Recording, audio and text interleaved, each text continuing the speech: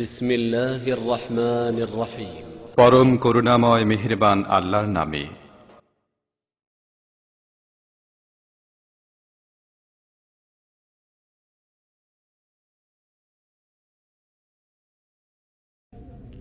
السلام عليكم ورحمة الله وبركاته.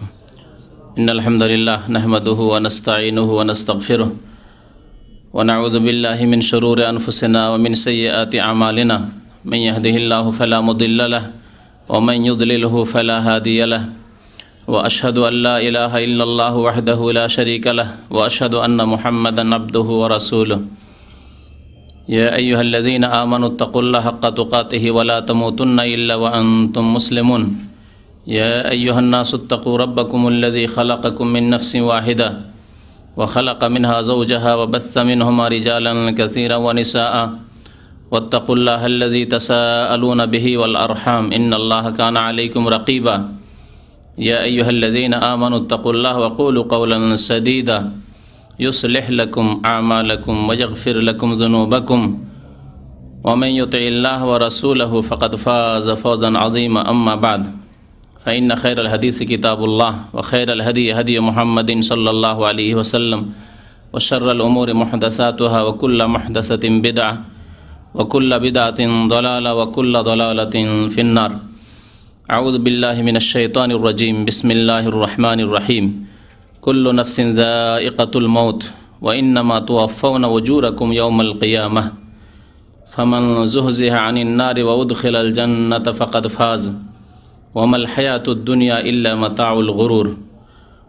وقال الله تعالى في موضع آخر ولا تصل على أحد منهم مات أبدا ولا تقم على قبره إنهم كفروا بالله ورسوله وماتوا وهم فاسقون.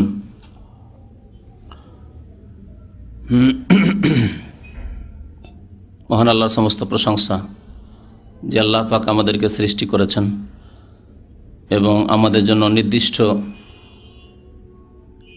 সময় দিয়েছেন, যা নির্ধারণ করেছেন আল্লাহ পাক রব্বুল আলামিন এই পৃথিবীতে। তারপরে আবার আমাদের জন্য মৃত্যুকে অপরিহার্য করেছেন। দরুদ ও সালাম নাযিল হোক ফি নবী মুহাম্মদুর রাসূলুল্লাহ সাল্লাল্লাহু আলাইহি ওয়াসাল্লামের প্রতি, যিনিও আল্লাহ পাক রব্বুল আলামিনের শ্রেষ্ঠ রাসূল, সৃষ্টির সেরা হওয়া সত্ত্বেও তার প্রতিও এই মত এসেছে। আল্লাহুম্মা সাল্লি আলাইহি আল্লাহুম্মা বারিক আলাইহি। মুসলিম ব্যক্তির যখন মত চলে আসে, মৃত্যু মুখে পতিত হয়, তখন সেই মাইয়েত বা মৃত ব্যক্তির বেশ কিছু হক রয়েছে মুসলিম উম্মার উপর। তার মধ্যে একটি হক হচ্ছে সলাতুল জানাজা, জানাজার সলাত বা জানাজার নামাজ। দীর্ঘদিন থেকে আমাদের কিছু ভাইরা জানাজার নামাজ সম্পর্কে সংক্ষিপ্ত হলেও যাতে করে জরুরি সমস্ত মাসলা মাসাইল এবং দোয়াগুলিও চলে আসে তলব করেছেন। তাই আজকে সেই জানাজার সলাত সম্পর্কে এবং জানাজার দোয়া সম্পর্কে কিছু কথা আপনাদের সামনে পেশ করব। যদিও বিস্তারিত জানতে হলে এ সম্পর্কে 5টি বক্তব্য রয়েছে। বেশ কয়েক বছর আগে এখানেই এই হলেই বক্তব্য হয়েছে। প্রায় 5টি বক্তব্য রয়েছে, যাতে শুরু থেকে শেষ পর্যন্ত বিস্তারিত আলোচনা করা হয়েছে। আজকে একটি বক্তব্যেই জানাজার শুধু সলাত সম্পর্কে আলোচনা হবে, যাতে করে অনেক মুসলিম ভাইরা রয়েছেন জানাজার সঠিক তরিকায় জানেন না, হয় জানেনই না যে জানাজার নামাজে কি করতে হয় না করতে হয়, কি পড়তে হয় না পড়তে হয়, কখন কি, আর না হলে জানলেও ভুল জানেন, সঠিক জানেন না। আবার অনেকে আছেন সঠিক জানলেও দোয়াগুলি মুখস্থ নেই, দোয়া মুখস্থ নেই। অনেকের হয়তো একটি দোয়া মুখস্থ আছে, বাকি দোয়াগুলি সম্পর্কে জানেও না যে আরও কিছু দোয়া আছে নবী করিম সাল্লাল্লাহু আলাইহি ওয়াসাল্লামের হাদিসে। এজন্য সালাতুল জানাজা সম্পর্কে যদি আলোচনা হয়ে যায় তো মুসলিম ভাইদের অনেক উপকার হবে। আজকে কয়েকটি দিক নিয়ে আলোচনা করব এই সালাতুল জানাজা বা জানাজা সম্পর্কে। প্রথম হচ্ছে জানাজার নামাজ বা জানাজার সালাতের হুকুম শরীয়তে। দ্বিতীয় আলোচনা হচ্ছে জানাজার নামাজের ফজিলত। তৃতীয় হচ্ছে জানাজার নামাজের তরিকা, পড়ার নিয়ম। 4 নম্বরে হচ্ছে জানাজার সালাতের দোয়া সমূহ। 5 নম্বরে হচ্ছে শিশুদের জানাজা। 6 নম্বরে হচ্ছে জানাজার সালামের মাসলা, 1 সালাম না 2 সালাম, সালামের ব্যাপারটি। 7 নম্বরে হচ্ছে জানাজার নামাজের শর্তাবলী। 8 নম্বরে হচ্ছে জানাজার নামাজের রোকন সমূহ বা ফরজ অপর ভাষায়। 9 নম্বরে হচ্ছে জানাজার সুন্নাত সমূহ, জানাজার নামাজে যে সব সুন্নাত কাজ বা কথা রয়েছে। 10 নম্বরে হচ্ছে মাইয়াতকে দাফন করে দেওয়ার পরে তার জন্য দোয়া।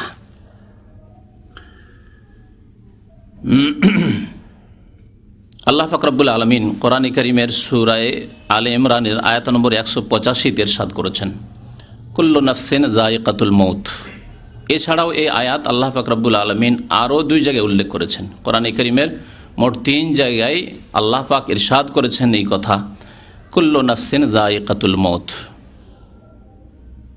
আর এটি এমন এক সত্য যে সত্যের প্রতি প্রত্যেক ব্যক্তির বিশ্বাস আছে, মুসলিম কাফের, সৎ অসৎ, নেক ফাসেক, সবার বিশ্বাস আছে যে একদিন মরতেই হবে, একদিন মরতেই হবে। যদিও এক শ্রেণীর বিদআতপন্থীদের ধারণা যে আম্বিয়াগণের মত হয় না, অথবা নবী করিম সাল্লাল্লাহু আলাইহি ওয়াসাল্লাম জীবিত আছেন এইরকমই আমাদের মতোই, বিদাতি ধারণা রয়েছে। তাদের ওলি আউলিয়া নাকি তাদের মত হয় না, ইত্যাদি ইত্যাদি। এগুলি ভ্রান্ত ধারণা। প্রত্যেক মানুষের মত হবে, কিন্তু পরলৌকিক জীবন রয়েছে, বারজাখি জীবন, হায়াতে বারজাখি, তা ভিন্ন কথা। তো আল্লাহ পাক এই সত্য কথাটি স্পষ্ট করে ঘোষণা করেছেন, কুল্লু নাফসিন, প্রত্যেক জীবেরই, যায়িকাতুল মউত, মতের আস্বাদন গ্রহণ করতে হবে। প্রত্যেক জীবকে মরতেই হবে। মতের স্বাদ এত তিক্ত স্বাদ যে স্বাদের কথা মনে পড়লে, বা যেই স্বাদ মনে পড়লে অনেকেই মনে করেন না, ভুলে যান, কিন্তু ওই রকম মুহূর্তে পতিত হলে মরমর অবস্থা, এখন আর বাঁচছি না, কিন্তু তারপরে হুঁশ আছে, আর বাঁচছি না, চারিদিকে আগুনে ঘিরে নিয়েছে, আর বেরোতে পারছে না, হুঁশ আছে একটু। অথবা নদীতে হাবুডুবু করছেন, হুঁশ আছে, কিন্তু আর বাঁচছি না, কেউ বাঁচাবার নেই এখানে, আল্লাহ পাক না বাঁচালে। যখন চোখের সামনে মানুষ মৃত্যুকে দেখে, অথবা একেবারে শেষ অবস্থা, এখন অসুস্থ হয়ে শেষ অবস্থা, এই সময়গুলিতে মত বেশি স্মরণ আসে। যারা অসৎ ব্যক্তি তারও স্মরণ আসে, কাফের, বেদিন, বিধর্মী, নাস্তিক, তারও স্মরণ আসে যে এখন আর দুনিয়ার কোনো স্বাদ নেই, মরতেই হবে। তো এই স্বাদ অত্যন্ত তিক্ত স্বাদ। তাই এই স্বাদ সম্পর্কে, মৃত্যুর স্বাদ সম্পর্কে নবী করিম সাল্লাল্লাহু আলাইহি ওয়াসাল্লাম বলেছেন, আকসিরু যিকরা হাযিমিল লাজ্জাত, তোমরা বেশি বেশি স্মরণ করো, বেশি বেশি স্মরণ করো যিকরা হাযিমিল লাজ্জাত, পৃথিবীর স্বাদকে ধ্বংসকারী, স্বাদকে নষ্টকারী বস্তুকে। নবী সাল্লাল্লাহু বলছেন, ইয়ানি আল মউত, পৃথিবীর সমস্ত স্বাদকে ধ্বংসকারী কি? মউত। স্ত্রী আছে, তার একটা স্বাদ আছে, ধ্বংসকারী মউত। ছেলে মেয়েদের স্বাদ আছে, তা ধ্বংসকারী, তিক্ততায় পরিণত হবে এই মউতে। জমি জায়গার স্বাদ আছে, পাকা বাড়ির স্বাদ আছে, ভালো গাড়ির স্বাদ আছে, ভোগবিলাসের স্বাদ আছে, ভালো ভালো খাবারের স্বাদ আছে, নেতৃত্বের স্বাদ আছে, ধন সম্পদের স্বাদ আছে, এসব স্বাদ আছে। পৃথিবীর যত রকমের ভোগের বস্তু হতে পারে, সব কিছুর স্বাদকে ধ্বংসকারী নষ্টকারী হচ্ছে নবী করিম সাল্লাল্লাহু আলাইহি সাল্লামের মোবারক ভাষায় হাজেমুল লজ্জাত, স্বাদকে ধ্বংসকারী নষ্টকারী। আল মৌত, মৌতকে স্মরণ করো বেশি বেশি। মৌতকে স্মরণ করলে কি করতে হবে, মরার পরে কি হবে, কি অবস্থার সম্মুখীন হব, তার জন্য কর্মক্ষেত্র রয়েছে এই পৃথিবী দুনিয়া। সুতরাং এখান থেকে এমন কিছু সম্বল নিয়ে যাব যা দিয়ে মতের পরের জীবনে পেরেশানি না হয়, অশান্তি না হয়, তখন যাতে করে আরাম পাওয়া যেতে পারে। তাই আল্লাহ পাক ইরশাদ করেছেন, ওয়া ইন্নামা তুওয়াফাউনা উজুরাকুম ইয়াউমাল কিয়ামা, মত তো হবে। আর এই কথা কাফের, বেদিন, বিধর্মী, বেনামাজি, ফাসেক বিশ্বাস করে, তারাও বিশ্বাস করে, কিন্তু তারপরে কি হবে এ কথাই বিশ্বাস কাফের, বেদিন, নাফরমান তাদের নেই। আর অনেকের থাকলে নামে মাত্র, কাজে কর্মে এইরকম বিশ্বাস নেই। আল্লাহ বলছেন এই কথা বিশ্বাস করবে, ওয়া ইন্নামা তুওয়াফাউনা উজুরাকুম ইয়াউমাল কিয়ামা, কিয়ামতের দিবসে তোমাদের পুরোপুরি প্রতিদান দেওয়া হবে, সম্পূর্ণ প্রতিদান দেওয়া হবে উত্তম রূপে। আর সেই দিন প্রতিদান ভালো হবে মন্দ হবে, ভালো লোকের প্রতিদান ভালো হবে, আপনি যা করেছেন তার ফল। সুতরাং ভালো করে থাকেন তো ভালো ফল হবে, খারাপ করে থাকেন তো খারাপ হবে। ফামান যুহজিহা আনিন নার, সুতরাং যেই ব্যক্তিকে জাহান্নাম থেকে বিমুক্ত করা হলো, জাহান্নাম থেকে দূরে রাখা হলো, জাহান্নামের কাছে তাকে নিয়ে যাওয়া হলো না, ওয়া উদখিলাল জান্নাহ, এবং জান্নাতে তাকে প্রবিষ্ট করানো হলো, ফাকাদ ফাজা, সেই ব্যক্তি সফল কামিয়াব, সেই ব্যক্তি সবচাইতে বড় কামিয়াব ওই ব্যক্তি যেই ব্যক্তি পৃথিবী থেকে এমন কিছু সম্বল নিয়ে গেছে ঈমান এবং সৎ আমলের, কোনো ব্যক্তিকে ধরে নয়, ঈমান এবং নেক আমল। ইন্নাল্লাযীনা আমানু ওয়া আমিলুস সালিহাত কানাত লাহুম জান্নাতুল ফিরদাউসে নুজুলা, তাদের জন্য জান্নাতুল ফিরদৌস। এই সম্বল, ঈমান এবং আমলের সম্বল যারা নিয়ে গেছে, ফাকাদ ফাজ, তারাই হচ্ছে সফল কাম। তাহলে রাজাও নয়, বাদশাও নয়, প্রধানমন্ত্রীও নয়, রাষ্ট্রপতিও নয়, পুঁজিপতিও নয়, কেউ নয়। যার ছেলে মেয়ে দুনিয়াতে আছে বেশি সংখ্যায় তা সেও নয়, যার প্রত্যেকটি ছেলে উচ্চশিক্ষিত আর চাকরি করে ভালো ভালো পোস্টে ইত্যাদি বড় বড় অফিসার, সেও নয়। ফামান যুহজিহা আনিন নার ওয়া উদখিলাল জান্নাত ফাকাদ ফাজ, যে ব্যক্তিকে জাহান্নাম থেকে দূরে রাখা হবে আর জান্নাতে প্রবিষ্ট করা হবে, জান্নাতে দাখিল করবেন আল্লাহ পাক, ফাকাদ ফাজ, সেই ব্যক্তি কামিয়াব। ওমাল হায়াতুদ দুনিয়া, কিন্তু জান্নাতে যে বাধা হচ্ছে পার্থিব ভোগ বিলাসের বস্তু, দুনিয়া গাফিল করে দিয়েছে মানুষকে, উদাসীন করে দিয়েছে পরকাল থেকে। আল্লাহ বলছেন দুনিয়ার যত ভোগের বস্তু রয়েছে এগুলো হচ্ছে মাতাউল গরুর, আমাল হায়াতুদ দুনিয়া, পার্থিব জীবন হচ্ছে মাতাউল গরুর, অর্থাৎ প্রতারণার সম্পদ। মাতা হচ্ছে ক্ষণিকের ভোগের বস্তু, যা স্থায়ীভাবে ভোগ করা যায় না, এই হচ্ছে মাতা। দুনিয়ার আসবাবপত্র যা কিছু আছে এগুলি হচ্ছে সব মাতা, এগুলিকে বলে মাতা সামান, এমন মাল সামান যেগুলি কিছুদিন ব্যবহার করলেন, তারপর আপনি গেলেন অথবা সেগুলি গেল। আর গরুর মানে হচ্ছে ধোঁকা, প্রতারণার বস্তু হচ্ছে পৃথিবী। সুতরাং যারা প্রতারিত হয়েছে তারাই কিন্তু ফেল, আর যারা দুনিয়া পেয়ে প্রতারিত হয়নি, ধোঁকাই পড়েনি, তারাই হচ্ছে কামিয়াব। এ আয়াতে আল্লাহ পাক রব্বুল আলামিন মরণকে স্মরণ করিয়েছেন। মরণ হয়ে গেলে জানাজার নামাজ পড়তে হবে। এই জানাজার সালাতের কথা, নামাজের কথা কোরআনে কারিমে কি আছে? একটি আয়াতে এর ইঙ্গিত পাওয়া যায়।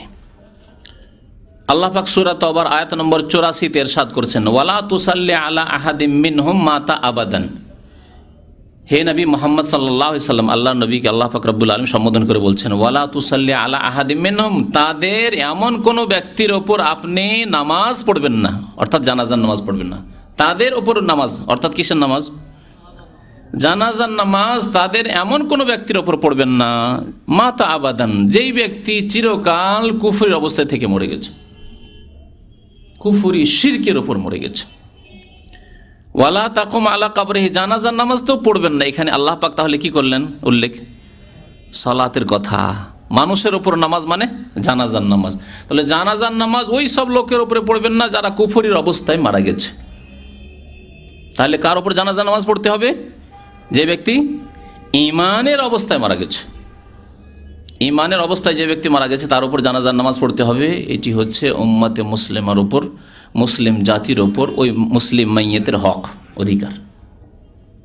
তো নবী করিম সাল্লাল্লাহু আলাইহি সাল্লাম বলেছেন, হাক্কুল মুসলিম আলাল মুসলিমে খামসুন, একজন মুসলিমের অপর মুসলিমের ওপর 5টি হক রয়েছে। কোনো হাদিসে 6টির কথা উল্লেখ করেছেন। তার মধ্যে একটি হচ্ছে ইত্তিবাউল জানাইজ, জানাজার সাথে যাওয়া, নামাজে শরিক হওয়া মাইয়্যিতের সাথে গিয়ে, আর পারলে দাফনও শরিক হওয়া। জি, ইত্তিবাউল জানাইজ। তো আল্লাহ পাক ইরশাদ করেছেন যে ওই লোকদের নামাজে জানাজা পড়বেন না আপনি, মাতা আবাদান, যারা চিরকাল কুফরির অবস্থা থেকে মারা গেছে, শেষ মৃত্যু হয়েছে কুফরির অবস্থায়। ওয়ালা তাকুম আলা কবরিহি, শুধু নামাজ পড়া কেন, তাদের কবরের কাছেও আপনি দাঁড়াবেন না। কবরের কাছে মানুষ দাঁড়ায় কি জন্য? দোয়া করার জন্য।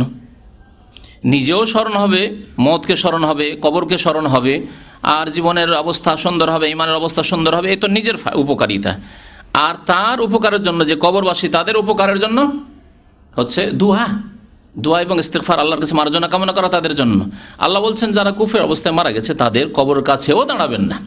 তাহলে তাদের কবর জিয়ারত করতে যাবেন না আপনি। কোনো কাফের, বেদিন, নাস্তিক, যদিও মুসলিমের সন্তান, যে আল্লাহ বিশ্বাসী ছিল না, পরকালে বিশ্বাসী ছিল না, যে দিন ইসলামের সমালোচনা করতো, বলছে দিন ইসলামের আজকাল কি করতে হবে? হ্যাঁ, সংস্কার করতে হবে, সংস্কার দাবিদার। আজকালকার জামানায় আর পর্দা চলবে না, পর্দাই কিন্তু মুসলিম জাতিকে পিছিয়ে দিয়েছে। হ্যাঁ, আর পশ্চিমাদের মতো মহিলাদেরকে, নারীদেরকে যদি উল্লঙ্ঘ করে রাস্তায় বাজারে যদি একেবারে বের করে দেওয়া হইতো তাহলেই নাকি উন্নতি হতো। তাহলে দেখছেন তাদের উন্নতি কেমন, তাদের অবস্থা হচ্ছে যে পশু প্রাণীর মতো জীবনযাপন তাদের। জি, তো আল্লাহ পাক রব্বুল বলছেন যে কেন তাদের জানাজা পড়া যাবে না আর তাদের কবরের কাছে যাওয়া যাবে না? ইন্নাহুম কাফারু বিল্লাহ, কারণ তারা আল্লাহর সাথে কুফরি করেছে, ওয়া রাসূলিহি, আর রাসূলের সাথে কুফরি করেছে, লা ইলাহা ইল্লাল্লাহ মুহাম্মাদুর রাসূলুল্লাহ, এই কালিমায়ে শাহাদাতের উপর ঈমান নিয়ে আসেনি, অস্বীকার করেছে, তারা কুফরি করেছে।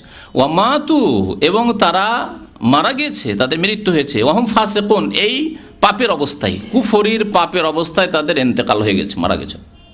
সুতরাং তাদের কবরের কাছে দাঁড়াবেন না, তাদের জানাজার নামাজ পড়বেন না।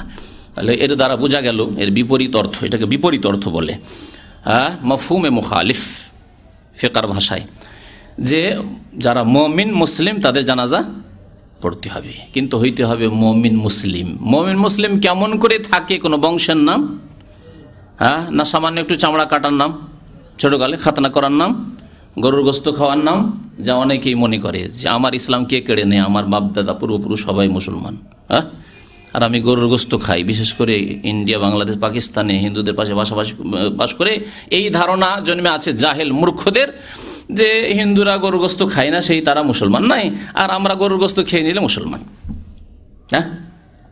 একজন নতুন মুসলমান হয়েছিল, তো ওর স্ত্রী মুসলমান হয়েছে, কিন্তু ওর রুচে না গরুর গোস্ত। তো আমার কাছে কমপ্লেন নিয়ে এসছে, স্ত্রীকে তালাক দিয়ে দেবো। বেশ কিছুদিন আগের কথা। তালাক দেবে? কেন তালাক দেবেন? বলছে ও নামাজ পড়ে, সব কিছু করে, কিন্তু গরুর গোস্ত খেতে রাজি নাই। আল্লাহু আকবার, গরুর গোস্ত খেতে রাজি নাই তো মুসলমান কি করে হইল? সেই জন্য শুধু নতুন মুসলমানের ব্যাপার নয়, আজকাল বংশগত জন্মগত মুসলমান যারা, তাদের অনেকেরই এইরকম অবস্থা। নামাজ নেই অথচ মুসলমান থাকার দাবিদার, অথচ আল্লাহর নবী সাল্লাল্লাহু আলাইহি ওয়াসাল্লাম বলেছেন যে বেনামাজি মুসলমান থাকে না। এটি কোনো আলেমের ফতোয়া নেই। ফামান তারাকাহা ফাকাদ কাফারা, যে ব্যক্তি নামাজ ছেড়ে দিল সে কাফির হয়ে গেল। আল্লাহ কি বলছেন? ইন্নাহুম কাফারু বিল্লাহি ওয়া রাসূলিহি, তারা আল্লাহর সাথে কুফরি করেছে, রাসূলের সাথে কুফরি করেছে, সুতরাং তাদের জানাজা পড়বে না, তাদের কবর কাছে দাঁড়াবে না। এই অবস্থায় যদি মারা যায় তাহলে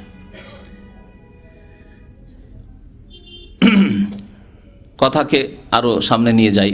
প্রথম বিষয়ে আসিনি, শুধু আয়াতে এখন পর্যন্ত আছি। প্রথম বিষয়টি বলেছিলাম যে জানাজার নামাজের হুকুম কি। জানাজার নামাজের শরীয়তি হুকুম হচ্ছে ফরজে কিফায়া, ফরজে আইন নয়, মানে প্রত্যেক মুসলিমের ওপর ফরজ নয়। এক গ্রামে একজন লোক মারা গেছে, মুসলিম মারা গেছে, নারী হোক আর পুরুষ হোক আর শিশু হোক, তাহলে সেই গ্রামে প্রত্যেকের উপর জানাজা ফরজ কি না, কিছু লোক যেতে হবে। প্রত্যেক বাড়ি থেকে 5 ভাই আছে, 2 ভাই গেল, 3 ভাই যেতে পারলো না, যথেষ্ট। তাহলে গোটা গ্রামের লোক মাফ পেয়ে যাবে, গোটা এলাকার লোক আল্লাহর কাছে মুক্তি পেয়ে যাবে, ফরজে কিফায়া আদায় হয়ে যাবে। আর বাকি যে লোকগুলি রয়েছে তাদের ক্ষেত্রে কি বলবেন?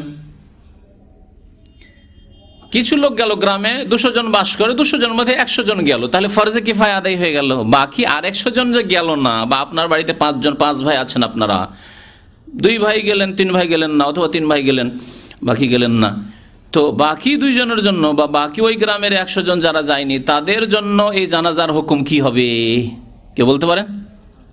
সুন্নাত তাদের জন্য। তারাও গেলে যদি সবাই মিলে যায় যে গোটা গ্রাম গিয়ে জানাজার শরীক হব, তাহলে তারা ফরজে কিফায়াত আদায় করলো, তার সাথে সুন্নত আদায় করলো।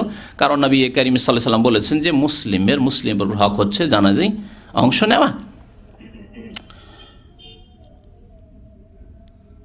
2 নম্বরের বিষয় তা ছিল জানাজার নামাজ পড়লে পাবেন কি আপনি ফজিলত, আপনি কি পাবেন? মহাপুরস্কার আল্লাহ পাক রব্বুল আলামিন রেখেছেন। আবু হুরায়রা রাদিয়াল্লাহু তাআলা আনহু বর্ণনা করেছেন, ক্বালা রাসূলুল্লাহ সাল্লাল্লাহু আলাইহি ওয়াসাল্লাম, রাসূলুল্লাহ সাল্লাল্লাহু আলাইহি ওয়াসাল্লাম ইরশাদ করেছেন, মান শাহিদাল জানাজা, সহিহ বুখারী এবং মুসলিমের হাদিস। মান শাহিদাল জানাজা, যেই ব্যক্তি জানাজায় উপস্থিত হলো, হাত্তা ইউসাল্লা আলাইহা, অতক্ষণ থাকলো যতক্ষণ জানাজার ওপর নামাজ। জানাজা মানে মৃত ব্যক্তিকে জানাজা বলা হয়। হ্যাঁ, তো জানাজার ওপর জানাজার নামাজ পড়া হইল, মানে মাইয়াতের ওপর জানাজার নামাজ পড়া হইল। ফালাহ কিরাতুন, নামাজ পড়লো শুধু জানাজার, তাহলে 1 কিরাত নেকি পেয়ে গেল। যেমনই নামাজ হইলো, আপনি জানাজার নামাজে শরীক হলেন, 1 কিরাত নেকি পেয়ে গেলেন। ওমান শাহেদা, আর যে ব্যক্তি জানাজার নামাজে উপস্থিত হলো বা কোনো মৃত ব্যক্তির ঘরে বাড়িতে সেখানে যেখানে রয়েছে, এখন জানাজা হতে যাচ্ছে, সেখানে উপস্থিত হলো, হাত্তা তুদফানা, জানাজার নামাজও শরীক হলো, এমনকি দাফনও করা হলো, দাফনও শরীক হলো, কবরে দফন করাও শরীক হলো।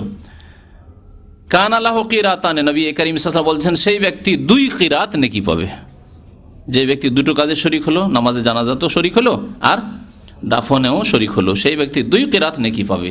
কিলা, সাহাবারা জিজ্ঞাসা করলেন, ওমাল কিরাতান, হে আল্লাহ রাসূল সাল্লাল্লাহু আলাইহি ওয়াসাল্লাম, 2 কিরাত মানে তো বুঝলাম না, 1 কিরাত নাকি 2 কিরাত নাকি, তো বুঝতে পারলাম না কত পরিমাণ নাকি। নবী করিম সাল্লাল্লাহু আলাইহি ওয়াসাল্লাম কি বললেন? মিসলাল জাবালাইনিল আযীমাইনি, 2 কিরাত মানে 2টি বড় পর্বতের মতো, বড় পাহাড়ের মতো, 2টি বড় পাহাড়। অহদ পাহাড় কি বড় পাহাড়? খুব এত বড় পাহাড় নয়, এর সাথে অনেক বড় বড় পাহাড় পৃথিবীতে আছে। তাহলে বড় পাহাড় একটি হিমালয়,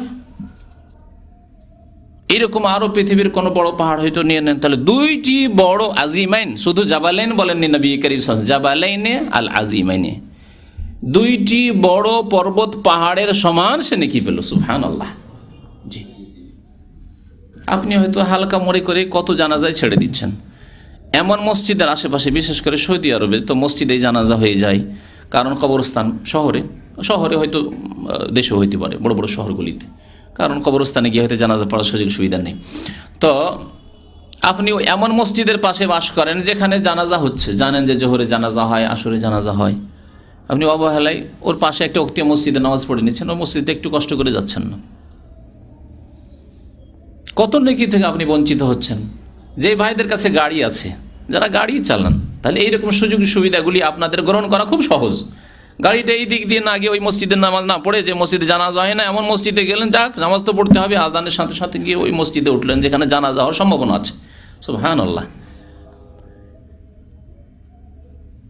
নফল অতিরিক্ত কত নেকি হচ্ছে, আপনার ফরজ যেগুলি আদায় করছেন, ওয়াজিব আদায় করছেন, সেগুলি নেকি তো আছেই, যেগুলি আদায় করতেই হবে, কিন্তু আপনি একটি ফরজে কিফায়া আদায় করতে গিয়ে অনেক ভাইরা আদায় করে হয়তো আপনার পক্ষ থেকে আপনাকে মুক্ত করে দিচ্ছিল, কিন্তু আপনি এতে শরীক হয়ে কত নেকিতে আপনি অংশ পেলেন। এই ছিল ফজিলত জানাজার নামাজের। জানাজার নামাজের তরিকায় আসি, এটি হচ্ছে আসল, কারণ এই তরিকাতে খুব ভুল ভ্রান্তি আছে আমাদের দেশে। জানাজার নামাজের তরিকা, প্রথম জানাজার নামাজ আপনি পড়বেন, যে কোনো আমলের জন্য কি করতে হবে? নিয়ত করতে হবে। নিয়ত কি করতে হবে? করতে হবে না পড়তে হবে? হ্যাঁ, কথা বুঝবেন, বুঝার চেষ্টা করবেন। আমাদের কথা অনেকে বুঝে না, আর যার ফলে তারা সঠিক জিনিস উপলব্ধি করতে পারে না। থাকে সৌদি আরবে অনেক দিন থাকে, আর ওই বিদাত নিয়ে এসেছিল, বিদাত নিয়ে আবার ফিরে চলে যায় না বুঝার কারণে। হয় বুঝলো না যে নিয়ত কি জিনিস, অথবা একেবারে কিছুই বুঝলো না বলে আরে আরে আরে এরা নিয়তি করে না, নিয়তি করে না। আর নিয়ত না করলে কি আর কোনো আমল কবুল হয়? মিথ্যা কথাবার্তা বলল। জি, অথচ সে নিয়ত করে না, নিয়ত পড়ে। যেই বিদাতি কথা বলছে যে আর এখানে নিয়ত করতেই নিষেধ করছে, সেই ব্যক্তির নিয়ত পড়ে, নিয়ত করে না, পড়ে। ঠিক না? পড়া কি দিয়ে হয়? মুখ দিয়ে, জবান দিয়ে পড়া হয়। আর নিয়ত করা অন্তর দিয়ে। যেমন খাওয়া পান করা মুখ দিয়ে হয়। কেউ যদি ভাই আমি খেয়েছি, তাহলে কেউ কি ভাববে জানে সে নাক দিয়ে খেয়েছে, কান দিয়ে খেয়েছে, আর কোনো রাস্তা দিয়ে খেয়েছে? কখনো ভাববে না। ঠিক তেমনি নিয়ত আমি করেছি, হ্যাঁ, এই কাজটি করার, অর্থাৎ অন্তরে আমি সংকল্প করেছি, এর নাম নিয়ত। আল্লাহ পাক রব্বুল আলামিন মানুষের কাজকে বিভিন্ন অঙ্গ প্রত্যঙ্গের ওপর ভাগ করে দিয়েছেন, ভাগ বন্টন করে দিয়েছেন। এক অঙ্গের ওপর সমস্ত কাজ চাপিয়ে দেননি, ঠিক কিনা? আল্লাহ যদি সব কাজ পায়ের ওপর চাপিয়ে দিতেন তো পায়ের মহা মুশকিল হয়ে যেত।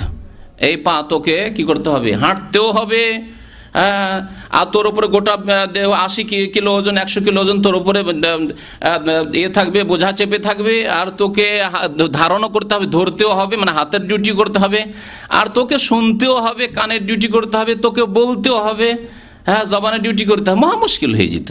আল্লাহ ভাগ করে দিয়েছেন, কিছু ডিউটি দিয়েছেন পাককে, কিছু ডিউটি দিয়েছেন হাতকে, কিছু ডিউটি জবানকে বলার জন্য। হ্যাঁ, জবানকে শুধু বলার ডিউটি দিয়েছেন, তাকে শোনার ডিউটি দেননি, শোনার ডিউটি দেননি। হ্যাঁ, আপনি নাক যদি বন্ধ করে দেন, নাক যদি বন্ধ থাকে আপনার সর্দি লেগে, তাহলে মুখ লাগিয়ে যতই টান দেন শুনতে পারবেন? ডিউটি এমন করে ভাগ করে দিয়েছেন যে যে যার কাজ তাই করতে পারবে। জি, এমন ভাবে অঙ্গ প্রত্যঙ্গের উপর আল্লাহ পাক রব্বুল আলামিন কাজগুলিকে বন্টন করে দিয়েছেন, দায়িত্ব বন্টন করে দিয়েছেন আল্লাহ পাক রব্বুল আলামিন। অন্তরের দায়িত্ব দিয়েছেন বেশ কিছু দায়িত্ব। তার মধ্যে হচ্ছে বিশ্বাস করা, ঈমান নিয়ে আসা। কি দিয়ে হয়? অন্তর দিয়ে হয়। অবিশ্বাস, কাফের কুফরি করে, অবিশ্বাস করে, বিশ্বাস করি না আমি, তাও কি দিয়ে করে? অন্তর দিয়ে। তা প্রকাশ করে হয়তো মুখ দিয়ে, কিন্তু এর সম্পর্ক অন্তরের সাথে। কপটতা, মুনাফিকি, বিশ্বাস নেই কিন্তু প্রকাশ করে মুখে, তো কপটতা রয়েছে অন্তরে। জি, খুশি, বিয়ের দিন মাশাআল্লাহ আপনার খুব খুশি আপনি, তাহলে খুশি কোনখানে হয়? আগে অন্তরে খুশি হয়, তখন মুখটা খুশি খুশি মনে হয়, চেহারাটা খুশি খুশি মনে হয়। জি, শোক, মারা গেছে, মা মারা গেছে, আব্বা মারা গেছেন, ছেলে মারা গেছে, এই শোক কোথায় হয়? অন্তরে হয়। তারপরে তার বহিঃপ্রকাশ ঘটে অঙ্গ প্রত্যঙ্গের ওপর, চেহারার উপর, মুখমণ্ডলের ওপর। জি, এইভাবে নিয়ত করা, সংকল্প করা। নিয়ত করা মানে সংকল্প করা। আর বড় বড় হানাফি আলেমরাও, যারা বড় বড় আলেম মুহাদ্দিসিন, তারাও বলেছেন যে আন-নিয়াতু হুয়া আজিমাতুল কলব। আনোয়ার শাহ কাশ্মীরি, হানাফিদের বড় আলেম মুহাদ্দিসে, তিনি বুখারীর ভাষ্য লিখতে বলেছেন আন-নিয়াত, নিয়ত হচ্ছে অন্তরের সংকল্পের নাম। আর মুখে নিয়ত করা, এগুলি শরীয়তে নেই। কিন্তু ওই ছোটগুলি হচ্ছে সমস্যা।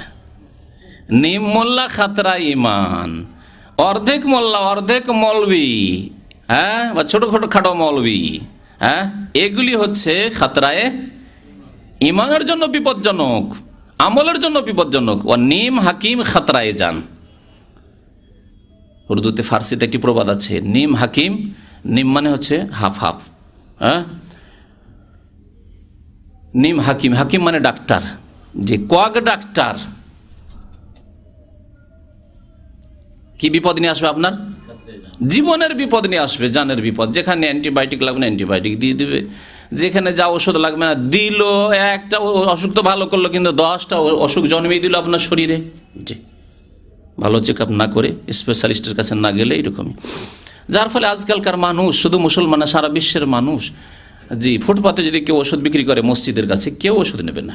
ওষুধ নেবে কমপক্ষে ফার্মাসিস্টকে জিজ্ঞাসা করে, যে ওষুধ সম্পর্কে কিছু জ্ঞান রাখে, ফার্মাসিস্ট পড়েছ, কমপক্ষে এটা। আর এর উর্দু তো জানাই আছে আপনাদের। কিন্তু ফুটপাতে, রাস্তাতে একটা দাড়িওয়ালা দেখলেই হুজুর একটা ফতোয়া দিতে হবে।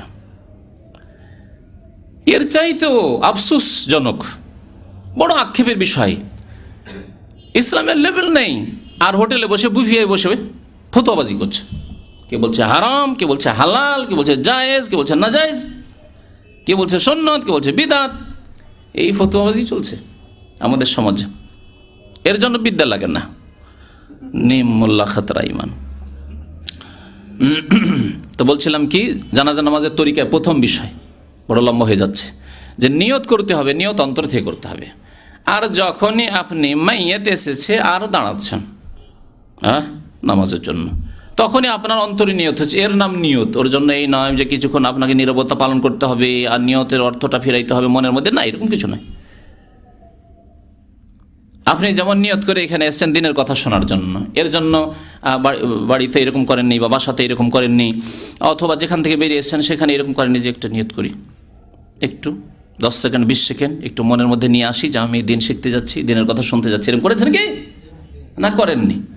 তাহলে ওই রকমই কিন্তু নিয়ত করেছে। ইন্নামাল আমালু বিন্নিয়াত, আপনি দিন শেখার নিয়তে আছেন তো নবী করিম সাল্লাল্লাহু আলাইহি সাল্লাম বলেছেন, মান খারাজা লিতালাবিল ইলমি ফাহুয়া ফি সাবিলিল্লাহ, যে ব্যক্তি ইলমের সন্ধানে দিন শেখার জন্য কোথাও বের হলো, সেই ব্যক্তি আল্লাহর রাস্তায় বেরিয়ে পড়লো, তার ইবাদত নয়? এটা কি নেকির কাজ নয়? অবশ্যই। আর আপনার এই নিয়তের উপর আপনার আমল নির্ভর করছে। কিন্তু যদি আপনি মনে করেন যে আপনার কোনো বন্ধু বলেছে আমার সাথে দেখা করতে হলে ইসলামী সেন্টারে আসতে হবে, আপনি কখন আসতেন না, কিন্তু গরজ আছে তার কাছে টাকা ধার নেবেন বা এমন কোনো জরুরি কাজ আছে সেই জন্য এসছেন, আর দেখছেন যে ও সামনের দিকে বসে আছে, ও দেখাও করতে পারছি না আর ওকে টেনেও নিয়ে যেতে পারছি না, নাহলে তাড়াতাড়ি বেরিয়ে পড়তাম, এই জন্য বসে আছেন, খুব কষ্ট হচ্ছে বসে থাকতে, অস্বস্তি, কিন্তু বসে আছেন, ওর সাথে দেখা করতেই হবে। তাহলে ইন্নামাল আমালু বিন্নিয়াত, আপনার আমলে যে বসে থাকা নির্ভর করছে আপনার নিয়তের উপর। আপনি বসে আছেন টাকার জন্য আর কোনো কথাবার্তার জন্য, দুনিয়ার জন্য, তা আপনি পাবেন, কিন্তু আপনি নেকি পাবেন না। জি, এই হচ্ছে ইন্নামাল আমালু বিন্নিয়াতের অর্থ। তো অন্তর থেকে নিয়ত করতে হবে, হচ্ছে নিয়ত একটি শর্ত নামাজের জন্য। তারপরে তাকবীরে তাহরিমা দিতে হবে, এমন তাকবীর যার পরে কথাবার্তা হারাম, একে বলে তাকবীরাতুল ইহরাম, কোন ফিকার কিতাবাতিতে, আর না হলে তাকবীরে তাহরিমা। আমাদের দেশের মানুষ, উপমহাদেশের মানুষ তাকবীরে তাহরিমা বলেই জানে। অন্য নামাজে যেমন প্রথম তাকবীরকে তাকবীরে তাহরিমা বলা হয়, তেমনি জানাজার নামাজের প্রথম তাকবীর হচ্ছে তাকবীরে তাহরিমা। এই তাকবীরে তাহরিমা দেওয়ার সময় রাফুল ইয়াদাইন, 2 হাত উঠাতে হবে, 2 হাত উঠাতে রাফুল ইয়াদাইন, এতে কোনো ইখতিলাফ নেই, সমস্ত আইম্মা কেরাম একমত। যেমন অন্যান্য নামাজের ক্ষেত্রে প্রথমখানে কি হানাফি, শাফি, মালিকি, হাম্বলি সবাই কি করছেন? আল্লাহু আকবার রাফুল ইয়াদাইন করেই তাকবীরে তাহরিমা দিচ্ছেন। ঠিক জানাজার নামাজেও এই প্রথম রাফুল ইয়াদাইন সম্পর্কে কোনো ইখতিলাফ নেই। তো 2 হাত উত্তোলন করে কি করতে হবে? আল্লাহু আকবার বলতে হবে, অন্য কোনো তাকবীর দিয়ে হবে না। আল্লাহু আকবার যে কেউ আল্লাহু কবির বলবে, আল্লাহু আজাল আজম, এগুলি ফিকার কিতাবে রয়েছে, বিশেষ করে হানাফি ফিকাতে এমন কথাবার্তা রয়েছে যা অবাস্তব, হানাফিরাই আমল করে না। আছে না ফিকার কিতাবে? পড়েছেন আমাদের অনেক ভাইরা, যে আল্লাহু আকবার না বলে আল্লাহু আজিম, আল্লাহু কবির, আল্লাহু জলিল, আল্লাহু গাফফার, আল্লাহু রাহিম বললে হয়ে যাবে তাদের কাছে, কিন্তু অবাস্তব। তাদের প্রত্যেকটি কিতাবে রয়েছে, হেদায়া থেকে শুরু, হেদায়া, কদরি, সারহাওয়াকা, সমস্ত কিতাবে রয়েছে। এই জন্য বলছি যে দেখেন, এগুলি হচ্ছে মানুষের কথা, আকওয়ালুর রিজাল, মানুষের কথাকে যাচাই বাছাই করতে হবে। ফিকার কথা হচ্ছে মানুষের কথা, মানুষের কথায় ভুল হতে পারে, আবার সঠিক হতে পারে, তাতে কিছু সঠিক কথা আছে কিন্তু বহু ভুল কথাবার্তা রয়েছে। সুতরাং সেগুলিকে যাচাই বাছাই করতে হবে কোরআন সুন্নাহর কষ্টি পাথরে, কোরআন সুন্নাহর সামনে পেশ করতে হবে। যদি অনুমোদন পাই কোরআন সুন্নাহ থেকে, আল্লাহ এবং রাসূলের পক্ষ থেকে, তাহলে আল্লাহর রাসে ওয়াল আইন, সির নত করে মেনে নেবেন, আমল করবেন আপনি ফিকার কিতাব থেকে ওই মাসলাগুলি যেগুলি কোরআন সুন্নাহতে প্রমাণ রয়েছে যে এগুলি মাসলা মাসাইল। আর যেগুলির প্রমাণ নেই অথবা দুর্বল, জয়ীফ, সেগুলি ছেড়ে দিতে হবে। তাকবীরে তাহরিমা হয়ে গেল, তারপরে কি করতে হবে? আচ্ছা, নামাজ আমাদের দেশে যেমন ভুল করে, দাঁড়ালে ইমাম বলে আনা ইমামুল লিমান হাজার আমাল্লাম হাজুর, মুক্তাদি বলে ইক্তাদাই তো বিহাজিল ইমাম, এসব করতে হবে নাকি জানাজাতে? জানাজা তো নেই, অন্য নামাজে নেই, সবগুলি বিদাত, সবগুলি বিদাত। জি, যেমন নিয়ত উচ্চারণ করা, পড়া বিদাত, তেমনি এই সবগুলি কথাবার্তা নামাজে হোক আর জানাজার নামাজে হোক বিদাত। তাকবীরে তাহরিমা হয়ে গেল, তারপরে আউযু বিল্লাহি মিনাশ শাইতানির রাজিম বলবেন আপনি, তারপরে বলবেন বিসমিল্লাহির রহমানির রহিম। তাহলে সানা ঢুকে আছে যে মনের মধ্যে অনেকের। এই জন্য বলেছি যে অনেকেই জানাজার নামাজ পড়তে জানেন না, আবার অনেকে জানলে ভুল জানেন। জি, সানা যে পড়তে হবে এর কোনো প্রমাণ হাদিসে নেই। সানা যে পড়তে হবে কোনো হাদিসের প্রমাণ নেই নবী করিম সাল্লাল্লাহু আলাইহি ওয়াসাল্লাম জীবনে কোনোদিন আল্লাহ বাইত বাইনি পড়েছেন না ইন্নী ওয়াজহাত ওয়াজহিয়া পড়েছেন জানাজার নামাজে, আন্না সুবহানাকা আল্লাহুম্মা ওয়া বিহামদিকা ওয়া তাবারাকা ইসমুকা ইলা আখিরি সব পড়েছেন। তাহলে আপনি নামাজ পড়বেন কেমন? সাল্লু কামা রাআইতুমুনি ওয়াসাল্লি, যেমন আমি মুহাম্মদ সাল্লাল্লাহু আলাইহি ওয়াসাল্লামকে নামাজ পড়তে দেখলে, যে কোনো নামাজ হোক না কেন তার মধ্যে জানাজার নামাজ, ওই রকমই আপনাকে নামাজ পড়তে হবে, তাহলেই কবুল হবে।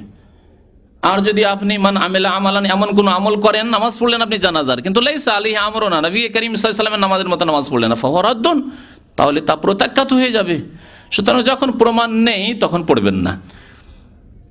কেউ কেউ টেনে টুনে নিয়ে যাওয়ার চেষ্টা করেছে যে একটি হাদিস রয়েছে আল্লাহর প্রশংসা করলেন, হামদ সানা করলেন, দিয়ে জানাজার নামাজে তাকবীরের পরে হামদ সানা করলেন। এই হামদ সানা থেকে কেউ নিয়ে গেছেন মানে আল্লাহর প্রশংসা করলেন, এই কথা আছে।